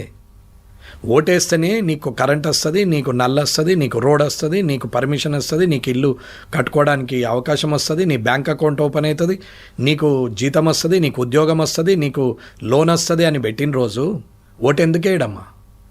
ఎంత పెద్దోడైనా సరే లైన్లో నిలబడొచ్చి ఓటేస్తాడు. ఎంత ఉన్నోడైనా సరే లైన్లో నిలబడొచ్చి ఓటేస్తాడు. ఎంత ముసలోడైనా సరే లైన్లో వచ్చి నిలబడి. కానీ లేనోళ్ళే ఓటేస్తున్నారు. మీద ఇది గమనిస్తారా ఎప్పుడైనా? మార్నింగ్ 6 to 10 మొత్తం లేనోళ్ళే వేస్తారు. అవును. వ్యాపారస్తులు కానీ, సెలబ్రిటీలు కానీ, బ్యూరోక్రాట్లు కానీ, లీడర్లు కానీ, రిచ్ పీపుల్ కానీ వీళ్ళెవరు రారు. వాళ్ళు మెల్లగా వస్తారు. వస్తారు, లేకుంటే లేదు. అది కూడా అంతే కదా. వచ్చిన వాళ్ళు ఏంటంటే తప్పదు. ఇప్పుడు చిరంజీవి గారు అన్నారు, అందరు గుర్తుపడతారు. రాకపోతే ఓటేయడాని అంటారని దేవుడు అనుకుంటే వచ్చి ఓటేసిపోవాల్సి వస్తుంది. మహేష్ బాబు గారు, ఎన్టీ రామారావు గారు, మీతో ఎంతమంది వేస్తున్నారు సినీ ఫీల్డ్ ఉన్నారు? నేను ఎవరిని పేరు పెట్టి ఎందుకు చెప్తున్నామంటే ఒక ఎగ్జాంపుల్గా చెప్తున్నాం. వాళ్ళు తప్పు చేస్తున్నారనేది కాదు నా ఉద్దేశం. ఎక్కడ అవుతున్నది అది మీరు ఆలోచించి చెప్పండి. ఇది ప్రజలు ఆలోచిస్తున్నారు అని చెప్తున్నాం. కానీ మనమేం చేస్తున్నాం? మనం ఏది అనవసరమో, ఏదైతే క్రిస్పీగా ఉంటుందో, ఏదైతే మనుషులు తొందరగా చూస్తారో మన టీవీని, అది మాత్రమే ప్రసారం చేస్తున్నాం. అది తప్ప వేరే చెయ్యం. ఎక్కడైతే ఒక రైతు ఆత్మహత్య చేసుకున్నాడు అని అంటే ఆయన చెప్పం. ఎక్కడైతే పాస్బుక్ వల్ల, ధరణి వల్ల సమస్య అయింది, భూభారతి వల్ల ఇప్పటికీ ఇంకా క్లియర్ కాలేదు, రెవెన్యూ సదస్సులైనవి, అప్లికేషన్లన్నీ అట్లనే పడి ఉన్నాయి, ఇంకా ఏమీ కాలేదు, అయినా వాళ్ళ బాధలు వాళ్ళు పడుతున్నారు అన్నది ఏ ఒక్క టీవీ అయినా చూపిస్తుందమ్మా. కానీ ఒక ఇద్దరు మంత్రుల మధ్యన కొట్లాటను మాత్రం రసకందాయకంగా చూపిస్తారు. ఏమవసరం? కంట్రోల్ ఉందా లేదా అంటే అది నిదర్శనం కాదా? ఒక ఓఎస్డీ అవుట్సోర్సింగ్, అయినా ఒక మంత్రికి ఓఎస్డీ అవుట్సోర్సింగ్ ఉంటారు. ఓ డిపార్ట్మెంట్, ఏ డిపార్ట్మెంట్, ఎండోమెంట్ డిపార్ట్మెంట్కి ఆమె మంత్రి అయినప్పుడు ఎండోమెంటు ఇంకా 4 డిపార్ట్మెంట్లు ఉంటే ఆ డిపార్ట్మెంట్కు ఉన్నటువంటి వ్యక్తులను తీసుకుంటే ఆ డిపార్ట్మెంట్ మీద పట్టు ఉంటుంది, అవగాహన ఉంటుంది. ఎంత పిహెచ్డి చదివటానికైనా ఒక గురువు ఉంటాడు మళ్ళీ స్కాలర్కి. ఆయన చెప్తేనే ఈయన పిహెచ్డి కంప్లీట్ అవుతుంది. ఎంత మంత్రివైనా నీకు అక్కడ ఆ బ్యూరోక్రాటు, అక్కడ ఉన్న ఓఎస్డీ అనే వ్యక్తి ఉండాల్సిన అవసరం ఉంది. ఇవాళ ఎందుకమ్మా రిటైర్డ్ అయిన వాళ్ళని ఎందుకు పెట్టుకోవాలి? అవుట్సోర్సింగ్లోనే ఎందుకు పెట్టాలి? ఇప్పుడు డీజీపీ గారు ఉన్నారు, రవి గుప్తా గారు. మళ్ళీ ఆయనకి ఇప్పుడు ఎక్స్టెన్షన్ ఇచ్చి ప్రభుత్వ సలహాదారు కూడా ఇచ్చారు. ఏమ్మా రిటైర్ అయ్యింది కదా, ఎందుకు ప్రభుత్వ సలహా? నేను రవి గుప్తా గారు నాకు పరిచయమే, నేనేం తప్పు మాట్లాడలేదు. రామకృష్ణారావు గారు లాగా అవసరమా? మరి ఆయన ప్రభుత్వ సలహాదారు తీసుకుంటే ఇప్పుడున్న డీజీపీకి శివధర్ రెడ్డి గారు వేస్టా? డీజీపీలు ఉన్నారు, ఐజీలు ఉన్నారు, కమిషనర్లు ఉన్నారు, ఎస్పీలు ఉన్నారు. ఒక యంత్రాంగమే ఉంది. ఉండంగా మీద సలహాదారులు ఎందుకమ్మా? వీళ్ళకి తెలియదు, ఆయనకు తెలుస్తుందా? ఇప్పుడు మీరు యాంకర్గా ఉంటున్నారు, క్వశ్చన్ చేస్తున్నారు, మీ పక్కకు సలహాదారు ఎందుకమ్మా? అంటే నీకు ఆయన సలహాలు ఇస్తేనే మాట్లాడతారా? అటువంటిప్పుడు మీరెందుకు? ఈ పూర్తి కూడా అర్థం కాకుండా ఇవాళ యువతను పెడదారిన పట్టించి ఉద్యోగాలు రాకుండా చేసి గవర్నమెంట్ అంటేనే విరక్తి కలిగే పరిస్థితికి తెస్తుంటే ఏం మాట్లాడుతున్నట్టు? ఈ 55 ఏళ్ళకి ముఖ్యమంత్రి గారు మీరు మీరు మీరు తేడా ఏంటి? ఆ పాలనకి ఈ పాలనకి తేడా ఏంటి? ఆ పాలనలో కాళేశ్వరం కట్టిరు, నువ్వు ఇప్పుడు మూసి అంటున్నావు. ఆ పాలనలో కూలిపోయింది, నువ్వు దాన్ని నడపలేదు, కేసులు అన్నావు, అరెస్టులు అన్నావు, ఏది లేదు, అయిపోయింది, ఎంక్వైరీలు లేవు. వాళ్ళు చెర్లు అమ్మిర్రు, పెద్ద పెద్ద కంపెనీలకు ఇచ్చారు. ఇవాళ ఆ కంపెనీల్లో మళ్ళీ ఆక్యుపెంట్ సర్టిఫికెట్లు మళ్ళీ ఇది ప్రభుత్వం ఇస్తుంది, పర్మిషన్లు ఈ ప్రభుత్వం ఇస్తుంది. గత ప్రభుత్వం చెర్లు అమ్మిన దాంట్లో కన్స్ట్రక్షన్కి పర్మిషన్ ఇస్తే ఇవాళ పర్మిషన్ కంప్లీట్ అయిపోయింది కాబట్టి ఆక్యుపెన్సీ సర్టిఫికెట్లు ఈ ప్రభుత్వం ఇస్తుంది. నీకు వాళ్ళకి తేడా అయింది ఏం లేదే? ఏం అడ్జస్ట్మెంట్స్ ఇవన్నీ? ఏం నడుస్తున్నది? హైడ్రా అని ఒకటి పెట్టి చెరువుల ప్రొటెక్షన్ అండి. ఏ ఒక్క చెరువు ప్రొటెక్షన్ చేసినాం? రంగనాథ్ గారు చెప్తారు 560 చెరువులను బట్టి ఇన్ని వేల కోట్లను చేసినామని. ఏడా కనపడది పేపర్ మీద? యూజింగ్లకు ఎన్ని వచ్చినాయి? డిస్మెటల్ చేయడం 2 నిమిషాలు, కన్స్ట్రక్షన్ చేయడం ఎంత? అది destruction fraction of seconds, but construction years together. తరాల తరబడి అది కన్స్ట్రక్షన్ అవుతూ ఉంటుంది. నేనేది గులగొట్టమని చెప్పట్లేదు, అసలు ప్రొటెక్ట్ ఏది చేశారు? ఊరవతలనే చెర్లను ఫస్ట్ ప్రొటెక్ట్ చేసిరా? అసలు నాలా ఏంది? అసలు పర్మిషన్ ఇచ్చేటప్పుడు నాలా ఎక్కడుంది? అసలు నువ్వు ఏం చేస్తున్నారు? ఇన్ఫ్రాస్ట్రక్చర్ ఎక్కడిది? ఏ ఇన్ఫ్రాస్ట్రక్చర్ లేకుండా ట్రిలియన్ చేస్తాం, మిలియన్ చేస్తాం, ఎందుకు దానికి? 2047 అదేముందమ్మా, మనం ఉండేది ఉందా పోయేది ఉందమ్మా 2047 వరకు. అందుకే 2047 తీసుకుంటాం. 2020లో రాజీవ్ గాంధీ గారు పెట్టారు 2020 అంటే ఒక విజన్ మీద చేశారు. ఆయనకు విజన్ ఉంది, దాని రియాక్షన్ కనపడుతుంది, ఆ ఫ్రూట్స్ మనం తింటున్నాం. That is the export and import. ఆ 2020లోనే ప్రధానమంత్రులందరూ పనిచేసుకుంటూ వచ్చారు, ప్రస్తుత ప్రధానమంత్రి కూడా పనిచేసుకుంటూ వచ్చాడు. ఇవాళ 2047కు మళ్ళీ విజన్ పెట్టి పనిచేస్తున్నారు. కానీ మనకు రాష్ట్ర ప్రభుత్వానికి ఉన్న విజన్ ఏంది? ఆ విజన్ ఫ్రూట్ అయితే కనపడాలి కదా. ఆ విజన్ ఉందా? ఆ విజన్ ఎప్పుడు కనపడుతుంది? ఇంకో 10 ఏళ్ళకి అది ఫ్రూట్ఫుల్గా కనపడాలి కదా. మాటలు కాదు, చేతలు కనపడాలా. దానికి ప్రొజెక్షన్ ఇవ్వు. 2025 నేను 40 వరకు ఇది చేస్తే ఇంకా 3 టర్ములు నేనే ముఖ్యమంత్రి ఉంటా అని అనుకుంటే నీవు ఒక విజన్ ఇవ్వు. 2025 నుంచి 30 వరకు ఇది, 30 to 35 ఇది, 35 to 40 ఇది, నేను ఇలా అనుకుంటున్నాం, ఇవన్నీ చేంజెస్. ఫస్ట్ ఫేజ్ ఇది, సెకండ్ ఫేజ్ ఇది, థర్డ్ ఫేజ్ ఇది. ఫేజ్ వైజ్ ప్రోగ్రామ్ ఇవ్వండి. అసలు ఏదానికైనా డీటెయిలింగ్ ఉందా? అసలు పైలట్ ప్రాజెక్ట్ ఉందా? ఇప్పటివరకు చేసిన స్కీమ్లకు ఒక ఆన్లైన్ అంటారు, యాప్లు అంటారు, అన్నిటికీ కూడా యాప్లు అని పెడుతున్నారు. తీరా చూస్తే ఓనికి ఆన్ కాదు, ఎంఆర్ఓకి ఆన్ కాదు, ఎండిఓకి ఆన్ కాదు, ఏ ఆఫీసర్కు ఏ అధికారులకు ఆన్ కాదు. అది మళ్ళీ ప్రభుత్వం ఆన్ చేసినప్పుడే ఆన్ అవుతుంది. ఒక కన్ఫ్యూజన్ లో ఉందా సార్? ఒక అంటే ఏమంటారు, ఒక క్లారిటీ లేకుండానే ముందుకు పోతుందా? అవునమ్మా, ఆన్లైన్ పేపర్ ఇప్పుడు హార్డ్ కాపీస్ ఉన్నప్పుడే ఆఫీసులలో భయం అనేది ఒకటి ఉండే. కౌంటర్ సైన్ అనే సిస్టమ్ ఉన్న రోజులు భయం ఉండే అధికారులకు. ఇవాళ సింగిల్ సైన్ ఆన్లైన్. ఎవరికి కనపడాలా ఫైల్? ఎవరు చూడగలగాల? పబ్లిక్ డొమైన్లో ఉంటున్నాయా సార్? పెట్టగలుగుతున్నారా? ఆ ధైర్యం ఉందా? ఉంటే కులగనేది కులాల వైజు పెట్టినవా? పెట్టు కదా, కులాల వైజు పెట్టు. నువ్వు ఇంతే పెట్టు, ఆటోమేటిక్గా అవుతుంది. చూస్తారు ఇంకో 10 ఏళ్లలో ఎట్లా చేయాలా, మేమేం చేయాలం అనేది ఆలోచిస్తారు. కాబట్టి ప్రజలందరూ కూడా క్లియర్గా ఆలోచించుకోవాలి. అడ్మినిస్ట్రేషన్లో ఇన్ని వేల కోట్ల స్కామ్లు అవుతున్నప్పుడు ఎవరికి లాభం అవుతున్నది? అవన్నీ పక్కన పెట్టేసి ఇవాళ లేని లొల్లి ప్రజల్లో పెడితే ఏం లాభం అని చెప్తున్నాను. ఎస్ సార్, లాస్ట్లీ ఏం చెప్పదలుచుకున్నారు సార్? Let's end. అమ్మ, ఏదైనా సరే రాజకీయం అని అంటే అది ఒక ఎన్జిఓ లాగా సర్వీస్ చేయాలి, ప్రజలకు మంచి జరగాలి. రేపు ప్రొద్దున నా జీవితంలో రాబోయే తరాలు నన్ను గుర్తించుకోవాలనే ఆలోచన మీద యంగ్స్టర్స్ అందరూ కూడా సోషల్ సర్వీస్ మోటోలో డబ్బే ప్రధానం కాదు, పేరు ప్రధానం, అభివృద్ధి ప్రధానం అనుకొని యంగ్స్టర్స్ అందరు రావాలా.